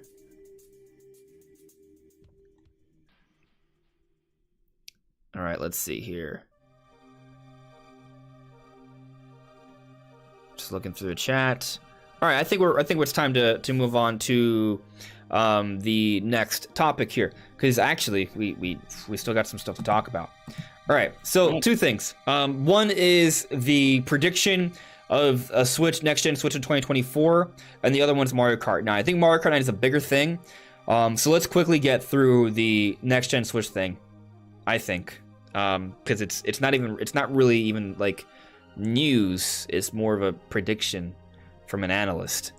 So okay. Yeah, let me see here. The analyst in question is person. Let me see, where is this person? Last year's predictions. Okay, here we go.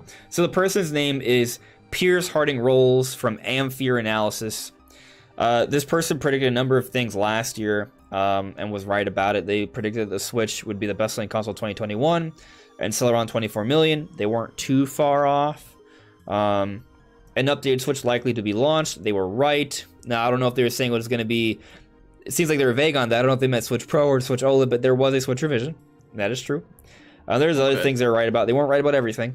But this time around, they're predicting that there will be no Switch Pro, but next-gen Switch in late 2024. So I'll just read what he said here. I'm currently expecting the console market year-on-year performance to be quite flat in 2022 as Switch sales decline and we come off what we have seen in an amazing couple of years for console gaming.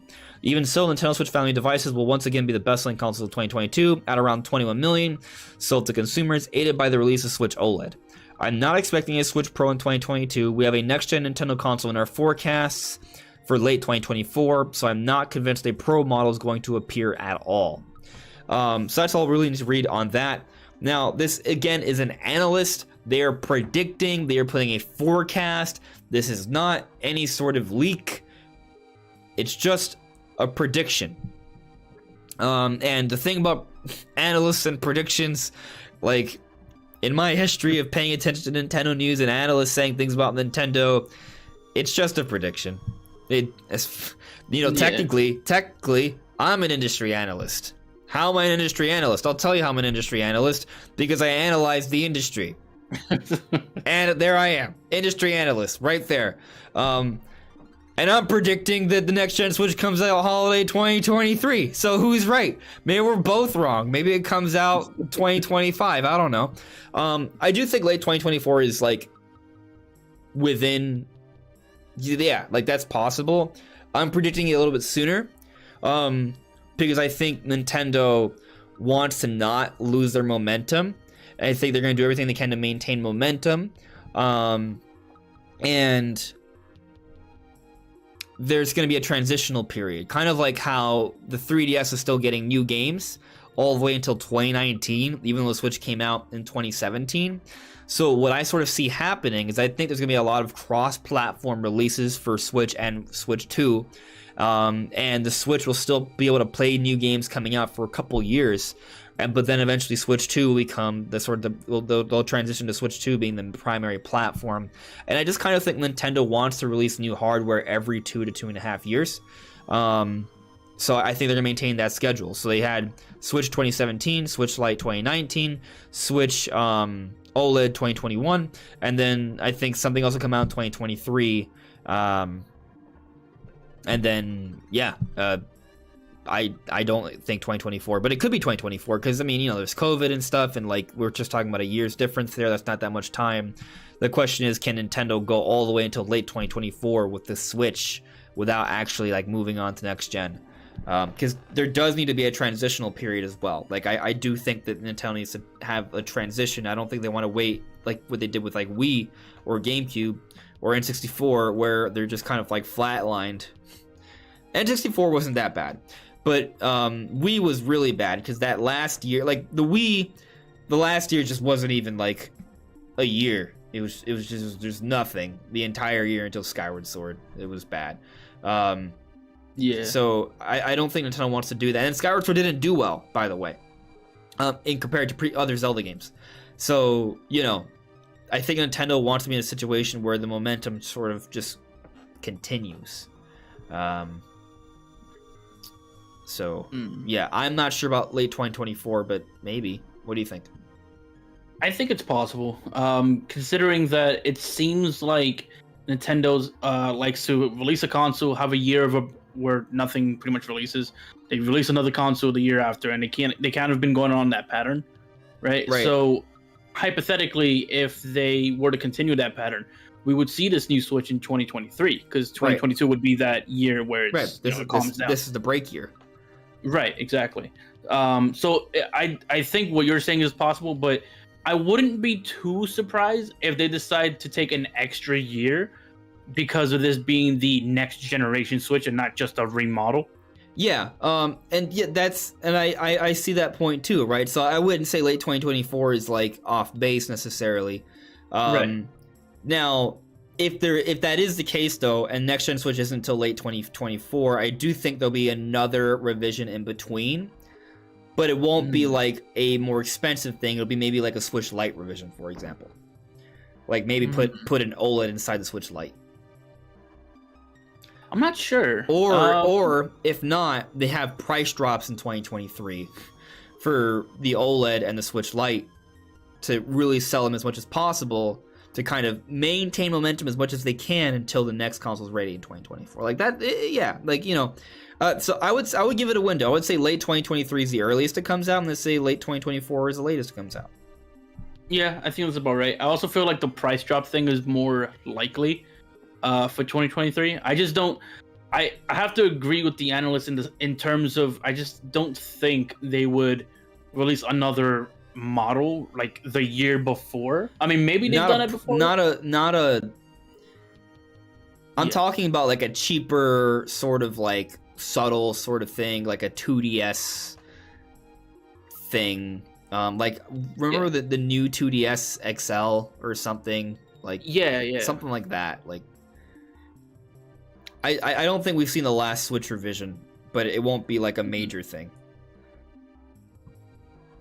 Yeah, I'm not sure. I don't know, honestly, because I can see them just going the price drop route, but it could also be a little bit of both, where maybe they do a price drop kind of thing, but it's because it's a cheaper model like the 2DS was. I just don't know. I mean, maybe they don't even need another revision. Like, you know, like like maybe they don't. To your point, like maybe it is just like I think maybe they phase out base Switch, and then it's just Switch OLED and Switch Lite, and and that's it. And you know, there's just a price drop for them. Yeah, like I can see them dropping the Switch Lite, especially considering that that's their affordable model, right? So if there's any one of them that they probably want to give a price drop, it'll probably be that one, I imagine. With the 2DS, like that went to like $80 by the end of like the whole 3DS life cycle. Let me explain why I think late 2023 there's going to be a new Switch. It's not just a 2-year thing. And it's not just the momentum thing, although those are I think big reasons. The other thing is just thinking about software from Nintendo. There's a Mario movie coming out the end of this year. That's the kind of thing that's going to create a lot of publicity for the Mario brand, and they're going to want to come out with a Mario game to capitalize on the extra amount of publicity. Now, people would argue, well, why don't they just come out with a Mario game this year for that? Well, if you look at how these mainstream sort of uses of IP have led to increased sales, they do the mainstream thing first, let it sit for a little while, and then they come out with the game to capitalize on that. The best example is Pokemon Go and then Pokemon Sun and Moon. But we've seen others, right? Like right now we're seeing Pikmin Bloom, then, you know, maybe Pikmin 4 comes out after that, right? I think this Mario movie comes out, and then there'll either be a Mario Kart or a new 3D Mario, or both coming out not so far afterwards, like the following year to year and a half or something. Not to mention, our next topic will sort of tie more into this, but there is sources suggesting that Mario Kart 9 is now in active development. Do you think Nintendo's going to wait until 2023 to release a new Mario Kart in the 7th year for a system, when typically Nintendo systems only last 4 to 5 years, and then not have that ready for a next-gen system the year afterwards? Especially when there's also a Mario movie that's going to probably increase the sales for whatever Mario brand game comes out the following year. I think what actually makes sense is that there's either going to be a 3D Mario or a new Mario Kart launching around the end of 2023 alongside Metroid Prime 4, and those will be sort of like the launch titles. They may both be cross-platform, so they'll still be available on Switch, but they'll also be used as like maybe 4K versions that will push a newer system end of 2023. So it's really just kind of like my anticipation of like software releases, because I do think something big for Mario's coming out at the end of 2023. And typically you see either Mario Kart or 3D Mario come out early on. Both will typically come out early on in the system's life cycle to push that new hardware.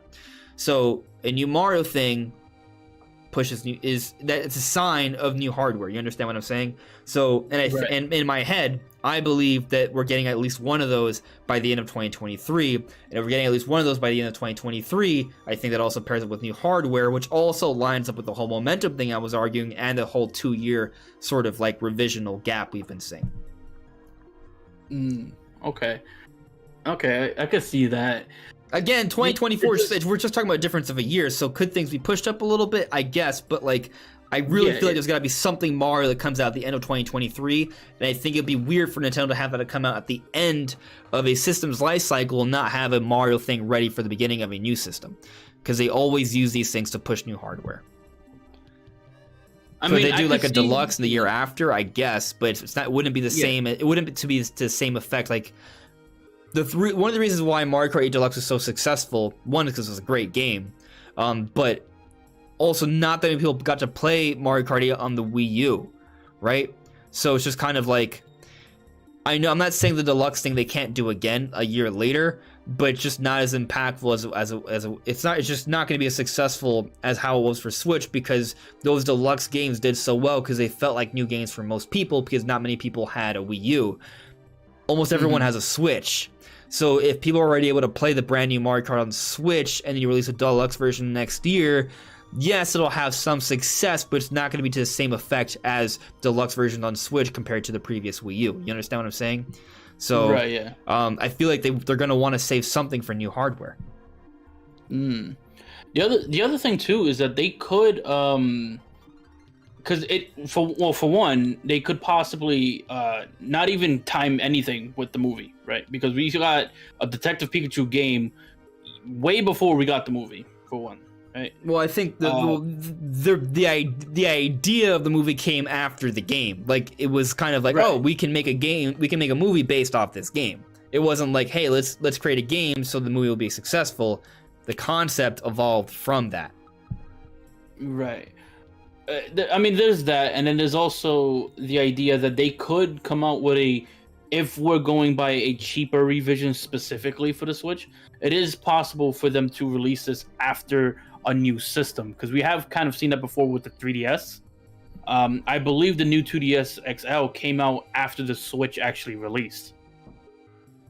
So it is possible for those two things to kind of crisscross a little bit. Yeah. Have a little bit of, overlap there. Yeah, it's possible. Yeah. Especially what would also help, I guess to your point about wanting to push the hardware, what if the new platform, let's say it's like a Super Switch or something, right? If it's backwards compatible with the Switch library in of itself, would you feel like that would get in the way of pushing this hypothetical Mario game?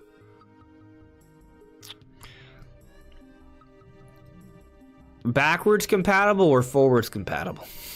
Well, I mean, like the new Switch. But you understand what I'm saying, though? Like, so backwards compatible means that if Switch 2 comes out, these cartridges will fit inside of a Switch 2. Right. But forwards compatible would imply that, let's say this is a Switch 2 game, I can put it into my Switch and it will also work. What I'm thinking, in other words, like, what if Nintendo just doesn't, like, they stick with the exact same medium, and it's like games just work on both. Like, it's almost like Switch 2 is almost still like a revision, but it's not. What I'm getting at right now is we may be seeing a situation where Nintendo's jump to next gen is not going to be so clear cut, and that's where there's a lot of sort of like potential. There's a lot of like variable here, because it's a time where things are changing, right? Like, there's so many cross-platform for releases for both PlayStation 5 and Xbox Series X, or Xbox Series overall as a whole. So it's kind of, will Nintendo follow suit? There's so many Switch owners out there. It's so successful. Right now they have so much momentum. Like, does Nintendo want to leave that immediately? I don't think they want to leave that immediately, but they do eventually have to transition. So it gets tricky. Like, I'm not entirely sure how it's going to be handled. But I do feel like Metro Prime 4 is going to come out maybe late 2023, and I have a hard time believing that there will not be like a special 4K version made available for new hardware. I guess my question to you is, if we're going off of the idea that there's going to be a Mario game that's going to push the hardware at that point, right? In 2023, if let's say the new Switch is backwards compatible, all right, cool, we can play, I don't know what it would be, Mario Odyssey 2, let's say, for this new console, and it looks better and whatnot. Do you think that's going to entice enough people, or at least Nintendo would think it would, to entice enough people to purchase the new system if it can be played on the older Switch? Right, and that's just tricky, right? Because that's kind of like what Sony and Microsoft are dealing with right now, though. Right. And I'm not sure, like Nintendo released Switch OLED, and they expect people to buy the OLED, even though, true. Yeah. So it depends. It's been, think of it this way. Switch, basically Switches have been dealing with the same amount of graphical power since 2017. If by 2023 or 2024, late 2024, it's going to be, early 2017 to late 2023 is more than 6.5 years. And if we're talking about 2024, we're talking about more than 7.5 years. That's a long, long time. I think people will be ready for a power boost by that point. So let's say you're touting that there are going to be some games that are exclusive at first, but there'll be some games that work on both. But regardless, when you play on the newer system, it's going to have a higher frame rate, it's going to have a higher resolution, and then your older games are also going to look and run better too. Right? Let's say Breath of the Wild is running at 4K, right? Mario Odyssey is running at 4K, right? Like, and everything has a better frame rate. And then you're just like, oh, this also has themes. It just does a lot of things that people have been sort of wanting for their current Switches for years already. Then people are like, oh, okay, maybe I'll upgrade. Then maybe they handle it kind of like, oh, it's a new iPhone, time to get the new iPhone, right? Like, even though I already have an iPhone, I want to get the new iPhone after a few years. But they're not going to rely entirely on just a new hardware, because the Switch is still going to be relevant, and there's going to be a transitional period. Like, Switch will still play the new games for a while, but eventually, 2 or 3 years down the road, once the new system comes out, they will, blend in to the next one. So I do think there's a way for it to work. I don't know it'll be a clean cut. I have a hard time believing that Metro Prime 4 won't be available on both platforms. Maybe Mario Kart 9 is a Switch 2 exclusive. It depends. Only time's really gonna tell. It's hard to say exactly how Nintendo's gonna handle it. Right. Yeah. Would people be pissed if Mario Kart 9 is a Switch 2 exclusive? I won't be, because I'm gonna be there like day one, most likely, knowing myself. Yeah, me too. Yeah. But I can see some people being upset, especially if they were one of the people who bought a previous generation Switch right before the announcement or something like that, right? Like that. Yeah. Like at that point, I can understand it. Yeah. It's tough to say. I do feel like, once we start to see price drops, I think that's very telling that we are in the end game. Yeah. We may not see price drops this year, but once we do, I think that's a telltale sign that they're cleaning up inventory. Yeah. Again, Nintendo is weird. Sometimes, like I said with the 3DS, they came out with a 2DS model a couple of months after the Switch released. So, I don't know. You might even see them still making Switch revisions after the new console release. Right. Like I said earlier, I do think it's gonna be at least a couple years where Switch is still gonna be relevant. It's still gonna get new games. No, so that's why I think there's gonna be a lot of cross-platform releases, but will there be some exclusives? Maybe that's why the idea of just the visual upgrades, that alone they may see as a selling point enough, and they don't feel like they need exclusive games to get people to buy at first. But eventually, they may start to rely on exclusive games to start getting people over. But there will be a transition there. Like, look at PS5. Like, a lot of the games are cross-platform, but not all of them. Like, Ratchet and Clank is a PS5 exclusive. Right. So, hard to say. Let me check with the chat here, and then we'll get to the final topic. I mean, it's kind of... We're already sort of touching on the Mario Kart 9 thing, so... But just let me get to the chat real quick here. D-Fox, Adam, at this point, if we get a more powerful Switch, it'll be a next-gen system. Right, I agree with that. Yeah. Vector 3, I remember when Dragalia Laws came out on mobile, I hoped there'd be a big console adventure game to complement it. Shame that never happened. Yeah, well, that's a new franchise, right? This wasn't an existing IP. So, a little bit of a different situation. But what if they did someday come out with a Dragalia Lost on main consoles? That'd be interesting. Yeah, it would make the controls a little bit more bearable for me. Yeah, I liked the music for it. Yeah, it has pretty catchy music, that's true, yeah. Yeah. Paint Fat Purple Atomy. I don't think Nintendo will come out with Switch Lite OLED because they will want to keep it cheap. You could be right. Maybe they'll just price drop it. And that's it. They'll move on to the next system in a few years. Yeah, honestly, I feel that's the more likely path to take. They'll just price drop the Switch Lite. Maybe give it a $150 price drop at some point. Yeah, $150. Maybe in the future even lower. Yeah, and leave it at that. Yeah, I think base Switch gets phased out. OLED goes down to $300. Lite goes down to $149.99 in sometime. Maybe not immediately. Yeah. The earliest I would expect that to happen would be this holiday. The earliest. Yeah, I don't see it happening this holiday, but I'm saying at the earliest. At the earliest. Yeah. I get you. Yeah. My brain wants to say earliest is like mid 2023. Yeah, I don't even think. I mean, to your point, I think they're going to be able to get away with not having price drops because they're just going to have a lot of really good games coming out this year.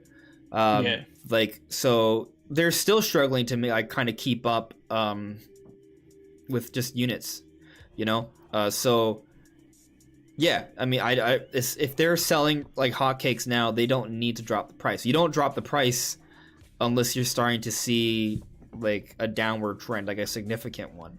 Right. So, Yeah, and if the Switch continues to be the best-selling console of the year, they're not gonna change the price. Yeah. Yeah. Freaky Deaky Atomy. When all is said and done, how many units does the Switch sell total, and when will the console no longer be sold whatsoever? Does Switch 2 outsell the current Switch? I don't think we know enough about Switch 2 to even reasonably predict what will happen. I think it does feel like Switch 2 probably won't outsell Switch 1, but we don't know. I think Switch, they're over 100 million right now, right, or close to it. I think they probably will stick close to another 20 or so million this year, and after that, I do think it'll start to trend down. I don't know. I could see them getting. I'm trying to decide if Switch can become the best-selling Nintendo system of all time, and currently that title goes to the Nintendo DS at 150 some million. So if the Switch is still being sold for say 4 more years, because you got 2022, 2023, and then maybe let's say I'm right, and next gen Switch comes out at the end of 2023, which is almost 2 years from now. Then I still think the Switch will be relevant for 2 more years after that. We're talking about 4 more years of sales. Obviously, those last 2 years won't be as strong, but if they have a price drop, it'll be for people who don't want to spend as much money and still be able to play basically the same games. I don't know. I feel like the Switch is going to sell at least 30 million more, at least, and I feel like that's me lowballing. If a Switch is selling about 20 million every year, let's say they sell about 20 million this year, that puts them over 120 million. can they get 30 plus million more in those final 3 years with price drops?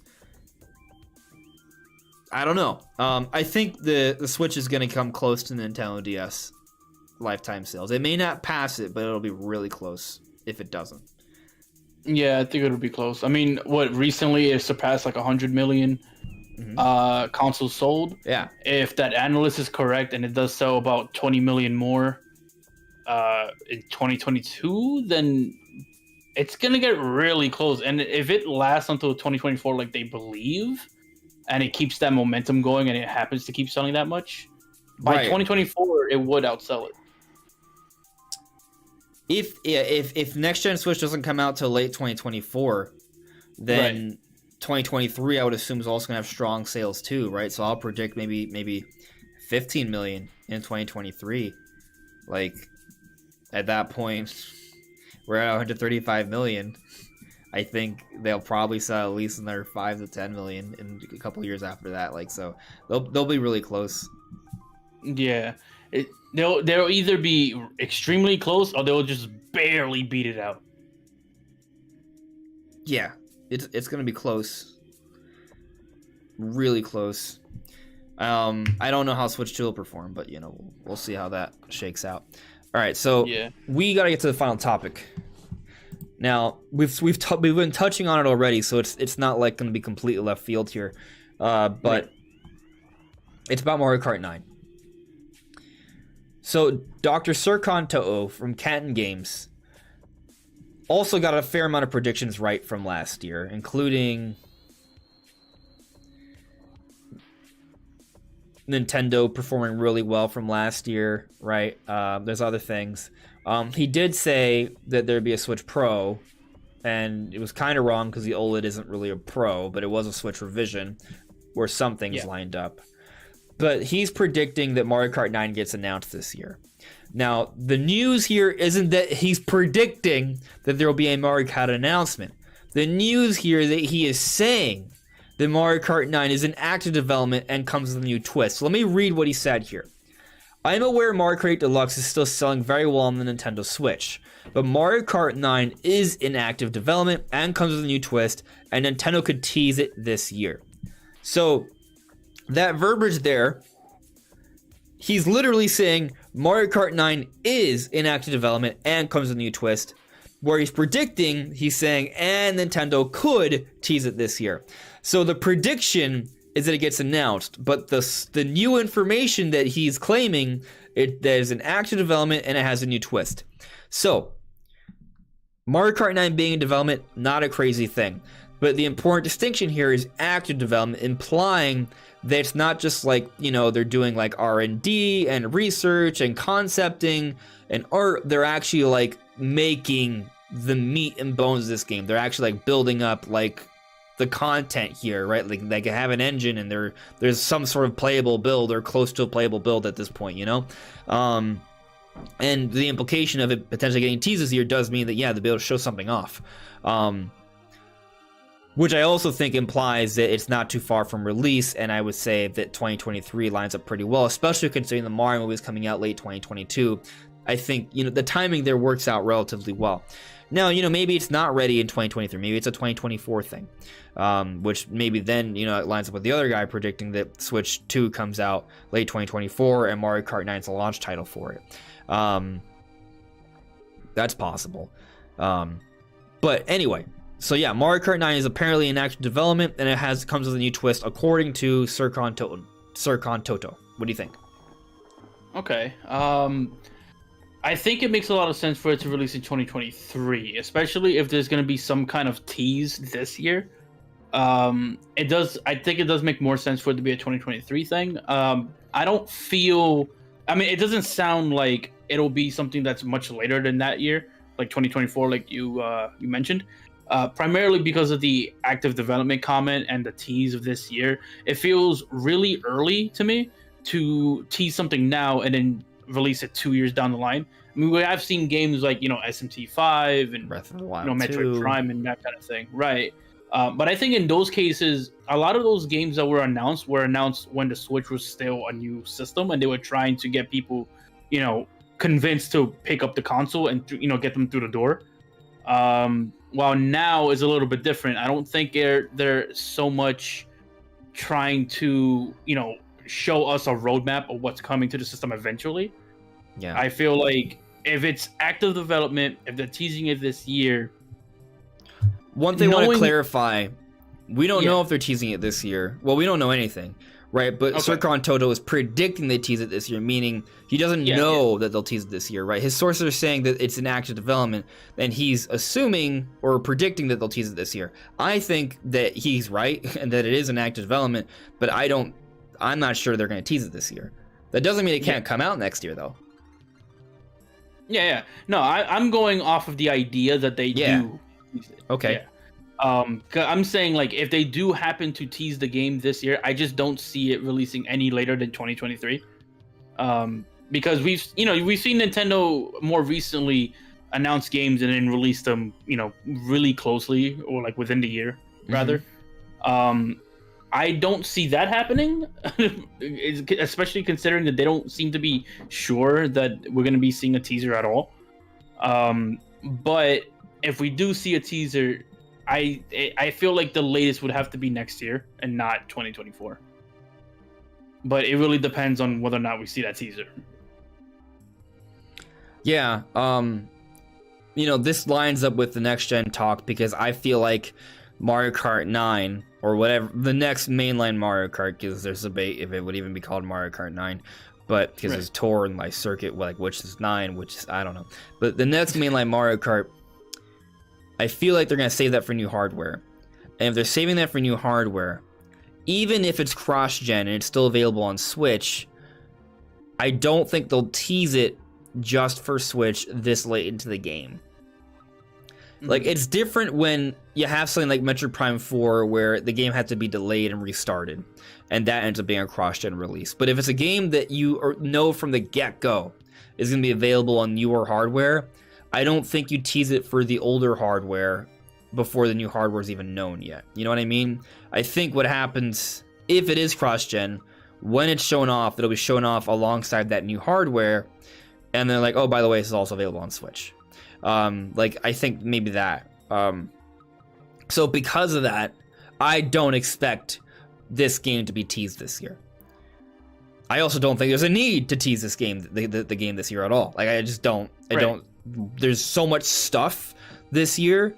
Now, on the flip side, I also think we need to have an idea of something for 2023 by the time we get to 2023, right? Like, so, I think between the February Direct, assuming it's a February Direct, the E3 Direct, and the September Direct, the three main directs that tend to happen every year, I think every time we'll get a better understanding of what's coming in the future. Like, for example, currently my belief is that Legends Arceus pushes up Generation 9. Not saying Generation 9 comes out holiday 20... basically I'm saying there's not going to be a mainline Pokemon game coming out for the holiday. I think that comes out by the end of the fiscal year, though, and I think we'll know about that before E3, or an idea of it at least. And so basically we'll know before halfway into the year that there's probably like Generation 9 coming out early 2023, right? And then also when they reveal Prime Remake at E3, maybe they also team Prime 4 and they say that's coming out 2023. So I do think by the end of the year we'll know about like 3 or 4 games at least by Nintendo that are coming out in 2023. And I don't think Mario Kart 9 is going to be one of them. Unless there's no new hardware. Like, if there's no new hardware and Mario Kart 9 is just going to be on Switch, then yeah, they could tease it this year. But because I think it's going to be related to new hardware, I don't think they will tease it this year. Right. I mean, if that's the case, I mean, I know you're hoping or you believe that 2023 will be the year we see the new platform, the new console. So if that's the case, then yeah, like it'll probably be like advertised alongside that system if that is the case. I would imagine that we would see the platform, the new, I don't know, Super Switch or Switch 2 or whatever, be announced, and then probably have Mario Kart announced with it in the same kind of like, I don't know, conference or whatever the case it would be. I can't imagine them being announced in two separate situations. Yeah. Especially if it's a launch title. It's kind of like they're gonna go hand in hand. And that's, I don't know. It depends, because if we see a tease this year, it also makes me doubt that we'll be getting that console anytime soon, right? Because if this is where, because hypothetically, if this is where it's going, and they have a console releasing soon, like whether it's 2023 or 24, if this game gets teased this year, I don't see it being on the new consoles, period. I'll tell you this. If Mario Kart 9 gets teased this year, then Switch Pro is real, and it's coming out 2023. Okay, so and that lengthens the generation a couple years. Maybe they do that just so they can beat the DS. Just so they can. Yeah. Well, I mean, maybe they want to just like milk the Switch as much as possible, because there's no guarantee that Switch 2 is going to be as successful. There is no guarantee. So, yeah, that's true. There is no guarantee. That would also, hypothetically, if that were to happen and we get Switch Pro in 2023, would the Switch 2 be a 25 release then? Yeah. Yeah. But I don't believe this is gonna happen. I don't think we wait that long for Switch 2. So, you know, I don't think so either. That's why I think Mario Kart 9 is being saved for new hardware, and that's late 2023. That's what I think. Obviously, I don't know, but historically, we see 3D Mario and a new Mario Kart come out early on into new system life cycles.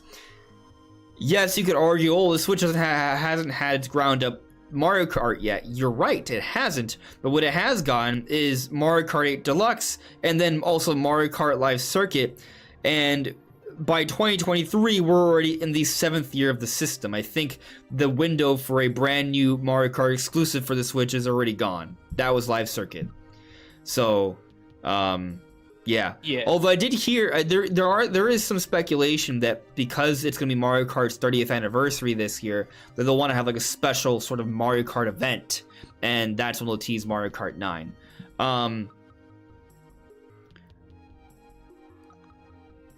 I don't want to say that's completely out of the question. I don't know if they need to have an anniversary event for Mario Kart. Like, it's a spin-off series, technically. It's the biggest, most successful spin-off series ever, or one of them. But I don't know. I just don't feel like they need to have a 30th anniversary event for Mario Kart. They didn't have one for Zelda. They didn't. Granted, Mario Kart's more successful, but like, I don't know. Like, they don't need to have an anniversary direct for every single franchise. So I don't know. And then what did they do for this anniversary event? They announced more Mario Kart Tour content. They announced another update for Live Circuit. They announced Mario Kart 99. They add more DLC for Mario Kart 8 Deluxe. They announced a Mario Kart movie. I don't even know. I can't imagine it. I mean, we already get Mario Kart Tour updates on as Twitter posts, or I yeah, it's already a thing that happens. Yeah, and I feel like it's too late for Mario Kart 8 Deluxe DLC. I get it, I'd pay for it, but I don't know. I don't believe it. Now, if there is a Mario Kart anniversary, like Mario Kart 30th anniversary presentation or something this year, I do think they would tease Mario Kart 9. And what would be interesting, though, they'll say something that may be ambiguous about where it's coming. Like, maybe they don't even say, maybe there's not even like a Switch logo, right? Like, there'll be something about it that'll be a certain level of ambiguity to what it's releasing on. At that point, they might as well just tell us that there's a new system coming out. I feel like, yeah, like, but it's also I don't see it happen. I don't see it happening. I feel like you just wait till you tease the system, right? Like, for example, like Nintendo, they might say, "Oh yeah, there's a new Mario Kart in development," right, in an interview. But like, for example, when they showed off Mario Odyssey, it was just like a tease in the Switch trailer. Or people were saying that wasn't real, which still baffles me that people saw like a 3D Mario running around. It's like, oh, that's fake. No, it's real. It's a 3D Mario game. And there it is. People also thought that the Skyrim thing was fake, and they thought that Splatoon was fake, and they were all real games that came out the following year. But Yeah. Yeah. That's what I mean. Like when I mentioned it earlier about them showing the game at the same time as the new console. You know, like I don't if this is supposed to be like a launch title, I don't think we're gonna see this game this year. If you're right that the new console would be releasing in 2023, it just wouldn't happen. Yeah. Although if that analyst is correct and their console does release in 24, I can see it being possible that the game gets teased this year and releases next year, and then the new console is just backwards compatible, so it doesn't really get in the way of sales of any kind. Yeah. Maybe they even use the game to try to advertise the new console or something. I don't know. Maybe. There's a number of ways it could go, right? There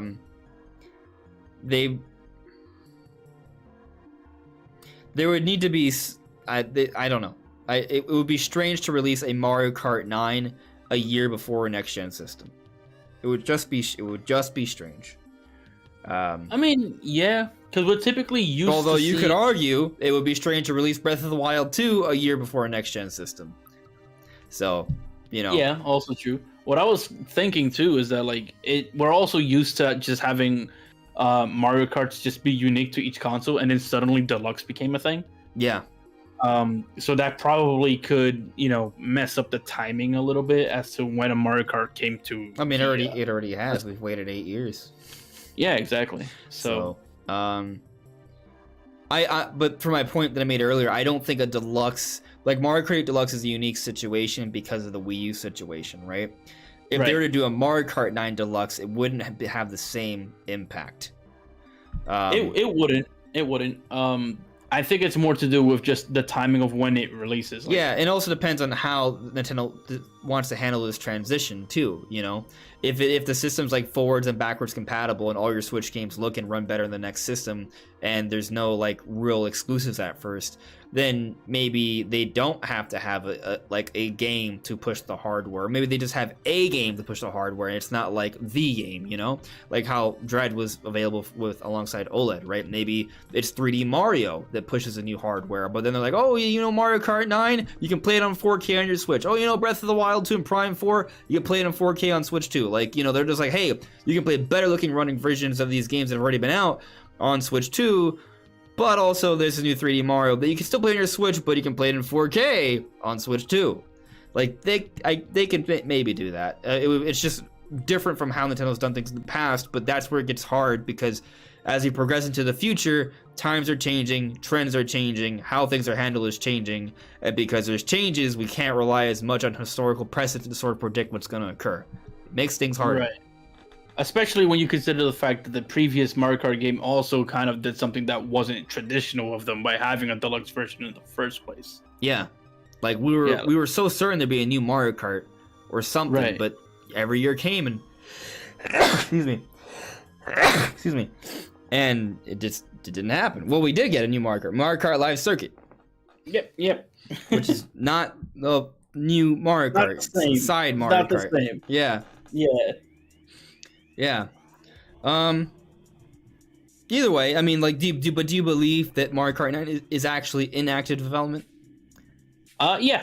Okay. I don't really think that's unlikely. That seems very likely. It feels like the kind of game that's just inevitable for it to be developed at some point and released. Here's something that hasn't been pointed out yet today. The team that made Mario Kart 8 also made ARMS. Yeah. ARMS came out in 2017. We haven't seen anything else from them since. We're in 2022. It's Mario Kart. It's gonna be Mario Kart.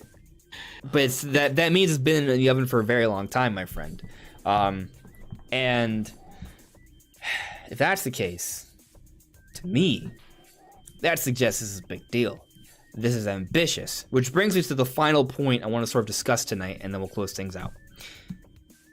Guys, if you want to have any final questions or anything, put that in the chat now, because we're going to talk about this for a few minutes. We'll get to the chat, and then we'll close things out. Dr. Sirkon Toho said, Mario Kart 9 is in active development, but then in parentheticals said, with a new twist. What is this new twist, Shifty? Why is it worth noting there's a new twist this time around? Every time there's some sort of twist. I'll just tell you, I mean, what I'm getting at. What if this is like Mario Kart Forza? It's like open world Mario Kart, or there's like an adventure mode, or like a hub area. In my video I put out yesterday, I theorized that, like, what if like the maps are so much bigger and open, and there's more shortcuts and ways to sort of go, and it's almost kind of like a puzzle because you can interact with the environment a little bit more and do different things, and you can maybe even create some shortcuts. I even threw out an idea of like, what if there's like pit stops like in real races in real life, and yes, the pit stop would in theory slow you down, but there might be a benefit to the pit stop that may or may not make it worth it. You know, like, so like, what if we just have like these bigger sort of maps that have more worlds and characters to them, and this would be like a Nintendo Kart too. So it's kind of like, maybe there's like a couple Metroid maps. What if there's like a Kirby map? Or, I mean, there's already some F-Zero tracks in the previous Mario Kart, but where there's more, you know? What if there's like a Breath of the Wild area? And there's some story that goes in with this as well. Like, there's things they can do, and there's so much they can still do with Mario Kart. I know I've already thrown out a whole bunch of ideas at you, but do you have anything in mind that could be like a new twist? How do they advance Mario Kart? I want to say, I mean, I like the idea you brought up specifically about like the kind of like the Forza Horizon aspect of making it like an open game. Why don't we add into that a little bit more, right? And we have like a story mode that is fully realized with this open map and whatnot. But you start off as maybe, let's say, a me or some character of some kind, right? And maybe you start off with a little rinky-dink go-kart or something, and as you're winning races, you earn more coins, and then you can buy more parts for your car.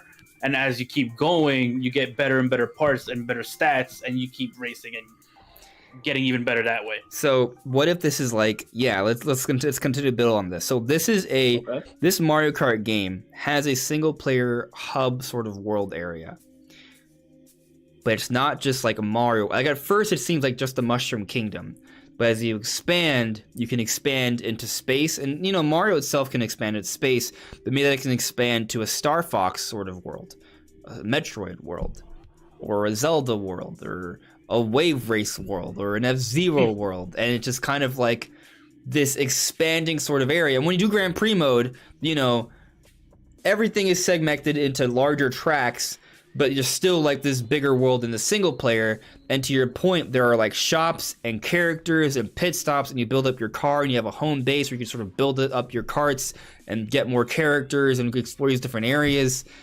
It'd be cool. It'd be really cool. Imagine this. Imagine there's a track from the Metroid world, and it's kind of like F-Zero-esque, right? Where it's like, you know, very futuristic, but like maybe it's like there's like a bit like a city vibe to it, right? And you have like space pirates on the sides, they're like getting drunk and fighting each other, and there's like some cadets and Galactic Federation, and they're like, there's like roaring, and then you're racing through on a track, you know, in this like spacey area, but it's Metroid. Like, that'd be sick. Yeah. It would just be so cool. It'd be, I mean, obviously it'd be toonish because it'd be Mario Kart, but it'd still be awesome. Yeah, I think there's a lot of potential as to how they could take it. They could also make it so that maybe you can bring certain items with you at the beginning of certain races. Obviously, that would only be a thing of like single player, right? I imagine multiplayer Mario Kart would still be pretty similar to what we have now. But in terms of like the single player, I would like to see kind of something similar to what we get with like how we've gone with like some of the older, I think the older sports games had something like this before, where you would have like these kind of like RPG elements in its single player specifically. And I think that'd be kind of cool to see in Mario Kart. And they could do it through the card upgrades. Right, exactly. Yeah, you would do it with the car upgrades. Maybe buy like items to take with you to certain races.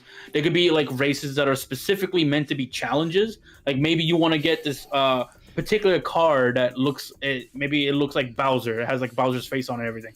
But in order to get it, you have to beat Bowser Jr. in a race. Yeah. Or something like that. Or maybe there's like a particular sort of area that can only be accessed by using a mushroom in a very specific place. And maybe in theory you could get like the item block in a race, but it's more easy to have the item array that you've purchased from a shop than you just have mushrooms sort of like, you know, in your bag. Right, yeah. Like you just kind of bring them with you. I also like the idea of like there's a lot of stages that can just kind of do now that they wasn't really possible beforehand. And specifically in the idea of just like representing things that they haven't done before, right? Like by the time Mario Kart 8 came out, like Mario Odyssey wasn't a thing yet, so they can easily like replicate certain stages from Mario Odyssey. Imagine racing around the pyramid. Yeah, or you can have like a race entirely in New Donk City. You know, maybe you race in the streets, go down to the sewer system, having like hard 90-degree turns, and then going underground. Maybe there'd be a part where there's 2D sprite Donkey Kong smashing down, so it's like an obstacle, and it would still work because it's not the same Donkey Kong that's racing. That'd be sick. Or like I was mentioning, like the pyramid in the desert, right? It's like upside down, but like you race around the desert, but at some point you are able to you're like launched inside the pyramid, and you have to go around like the big sort of like statue boss thing. By the way, I would love to see bosses return. So in Mario Kart DS, there was a mission mode that had bosses. I would love to see something like that again. Like this is like an adventure game. There should be some bosses. Yeah. I'd be down for that.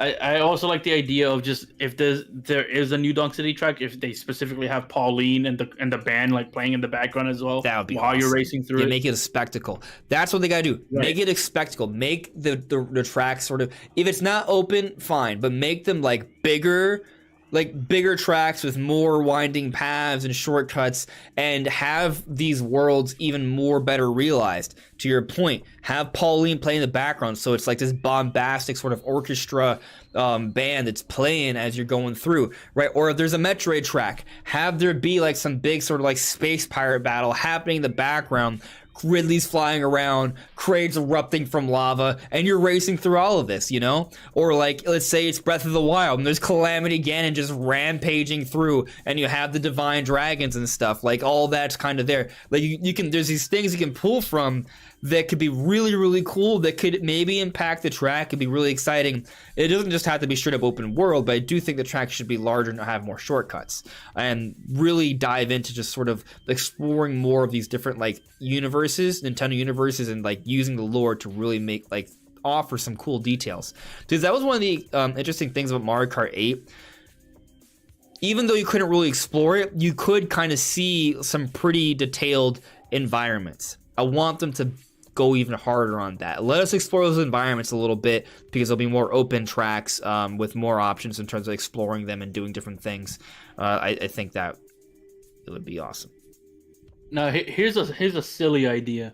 What if the twist is literal? What if the twist is literal? I thought about that, right? Because the thing is, Mario Kart 8, Circuit 8.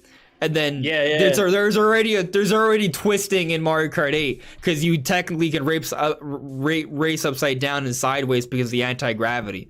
You just sometimes don't realize it because it's, I mean, you know, the camera shifts with you. That way. Yeah.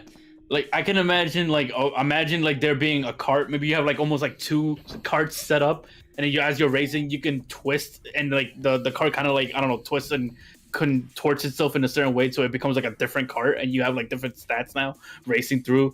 Or maybe there'll be shift. Yeah, like that. Yeah. Yo, shifting. It's so shifty. Hey, but it's something as basic as like Mario Kart now. There's stick shift. But so like you can shift to different gears, but those gears have different effects, right? It's not just like, oh, I can be faster now. It's like, oh, I can fly now. Oh, I can be anti-gravity now. Oh, I am now double dash cart or something, you know, or I'm flotation cart, or like, and if the maps are more open and there's different types of terrains, you can use different shifts to do different things in different areas, and you can make that decision. That'd be cool. Yeah.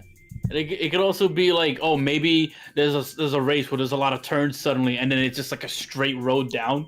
You can have like one of the preset cars be something that's like a lot of control where you're able to, you know, take those turns.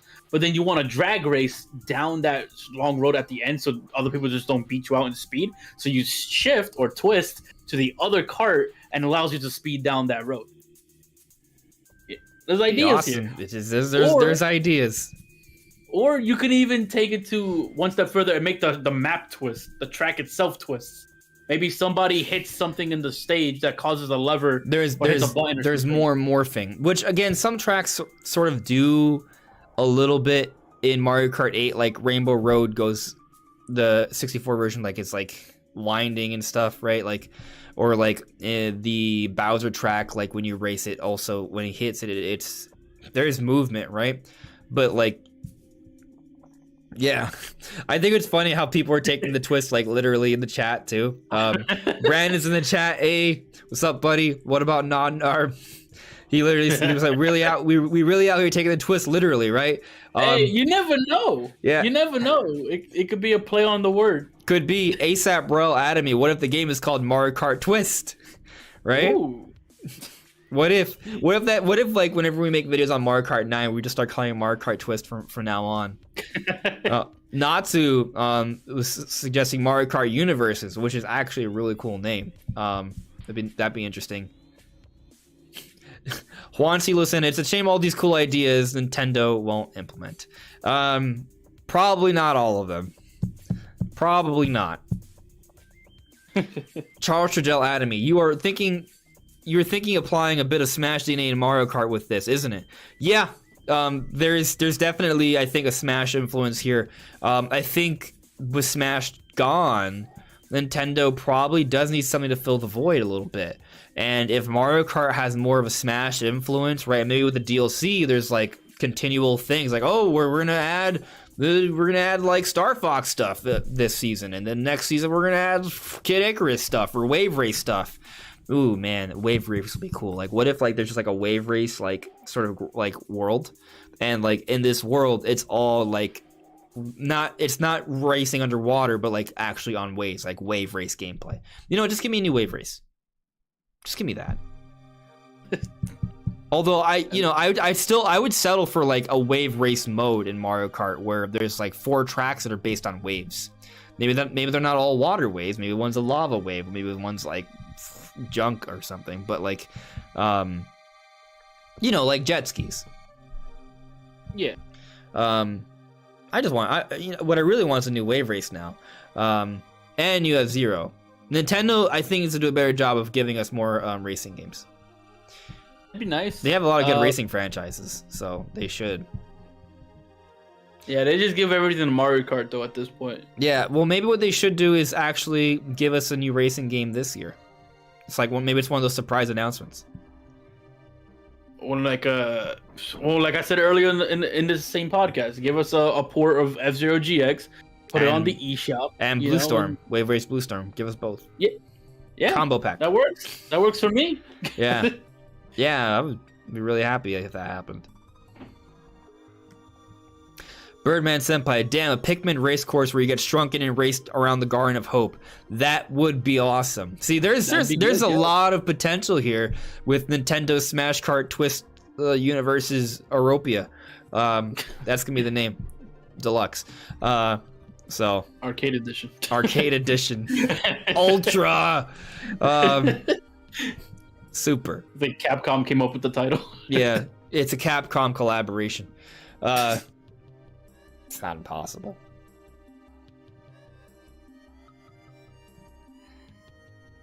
What? I just read Brandon's chat. I mean, or you guys could all hit the dislike button. It's not like anyone would know, but you guys would do that, right? Andres would know. I would see dislikes later on. I wouldn't know who did it, but I would see that. I do see the dislikes. Yeah. I actually don't like that they got rid of it, because now whenever I see a video, I'm like, oh, is this a good or a bad video? I have no idea. I just have to see it and be like, okay. I don't think anyone likes that change.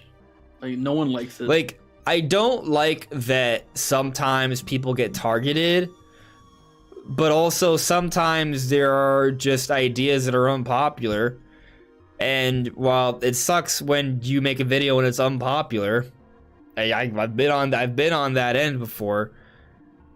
I feel like people should also know that, hey, look, there's an unpopular opinion here.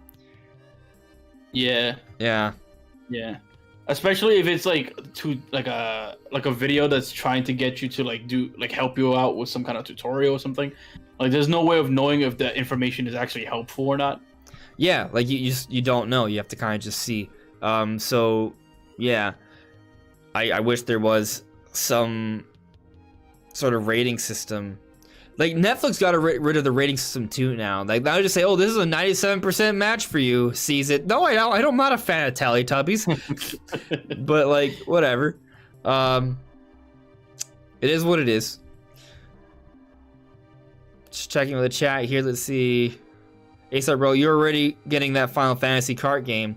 Oh yeah, there's a Chocobo thing. I forgot about that. Yeah. Birdman Senpai, Mario Kart Dimensions would be interesting.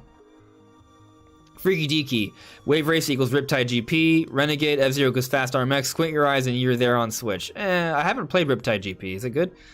I have no idea. I'll be honest, I haven't played it. Charles Trudell added me. What happens if instead of Mario Kart, Nintendo has complete F-Zero instead and announced that? I mean, we're talking speculation. I mean, I'll take that. I'll be very happy with it. The world won't be, but I will be. Yeah, I'm pretty much on the same page. Yeah. What's what about Nardnar Singer? I thought I would like it. I even made a video asking for it to be removed, but I was wrong. The little good doesn't outweigh the bad. Yeah, like I remember like there was discussion a few years back that, oh yeah, you know, maybe the dislike button is being abused, but like, and it may be the case that it is, but now like I see videos and I'm like, I don't know how to gauge this video now. Like it's one less metric for us to see. We see likes, but like likes don't really tell us that much. Okay, the video has likes. Okay, but how many subscribers does this person have, right? How many views does this person have? Like, are we expected to remember all those numbers? And sometimes people just don't have like a lot of consistent fans either. So just seeing a like to like view ratio isn't necessarily indicative of the quality either. So, you know, it's weird. It's weird. Yeah, it's not the best. Yeah, but we're pretty much at the end here. I'll answer a couple more questions and then we'll call it a night. Nintendo Reconnect, Zelda 2D when? I think Breath of the Wild 2 is coming out this year, so definitely not this year. I could see 2D Zelda maybe coming out 2024. A couple years removed from Breath of the Wild 2, I could see that happening. Kind of like Link's Awakening Remake came out 2019, Breath of the Wild came out 2017, you know? I could see that. Conceivably it could happen the year afterwards, but I wouldn't be surprised if maybe the year afterwards we get DLC for Zelda. For Breath of the Wild 2, I mean. To be more specific. Mario C. Snaros, I love it. Great show as always. Can't wait for the next one. Well, I'm glad you enjoyed the show. Thomas Hook, what if it's called Mario Kart Zero and it's only F-Zero F-Zero and Mario Kart characters? I'll take it. Yeah. I still kind of would want an F-Zero game, but I mean, I guess that's a compromise. Yeah, no. I mean, in reality, yeah, anything that if... Like, when I saw the F-Zero tracks in Mario Kart 8 on Wii U, I was like, okay, this is great, but where's F-Zero? You know, like, it doesn't make up for F-Zero. Nothing but F-Zero would make up for F-Zero. Painfire Purple added me. I said Mario Kart World earlier for the name. Mario Kart World, maybe. Yeah, that's an option. Especially if it has the open world thing we mentioned. Yep. If there's a big, like, influence on more open gameplay, absolutely. Juan C. Lucina, what if they add Bayonetta and a stage for her? I mean, if we're going for the Smash Kart direction, why not? Yeah, have like giant demons fighting in the background and space and angels flying everywhere. Like it'd be crazy. It's a spectacle. Why don't they just call it Mario Kart Spectacle? Everything's just gonna be bombastic and crazy and epic. Like, let's do it. I feel like if they're gonna bring back the like have a lot of guest characters, they should really bring back the whole like character specific items. Oh yeah, I missed those from Mario Kart 8. I mean, not Mario Kart Double Dash. Yeah, because I think like I don't know. I feel like if you're gonna have crossover characters, like that's a really good time to bring those back. Yep.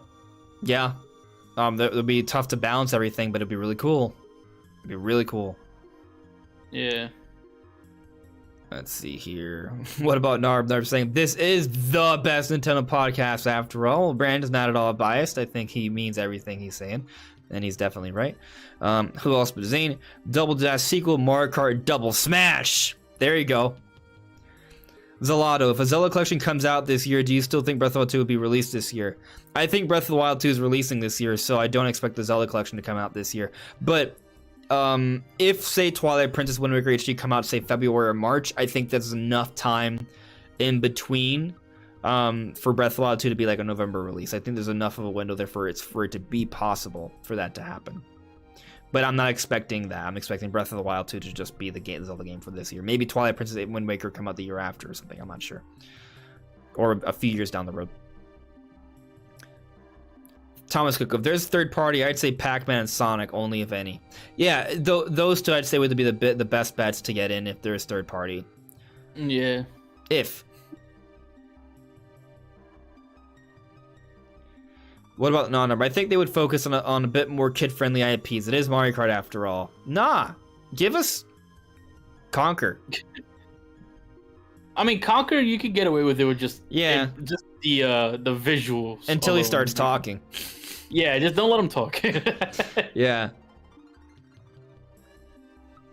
Yeah. Anyway, we've definitely gone over time as usual, but 30 minutes over is not too bad. Yeah. Thank you everyone for listening and watching. Thank you guys who became members. Really appreciate that. Thanks for those super chats, guys. It was a very enjoyable show. Thanks for the questions and the comments. It's all been a good time. Make sure to check out Shifty's channel. It is linked in the description below. He just put out a video of us together playing Monster Hunter Rise. I think it was a pretty fun time. It was a good video. Please check that out. But we'll see you all really soon. Take care. See you guys. Bye.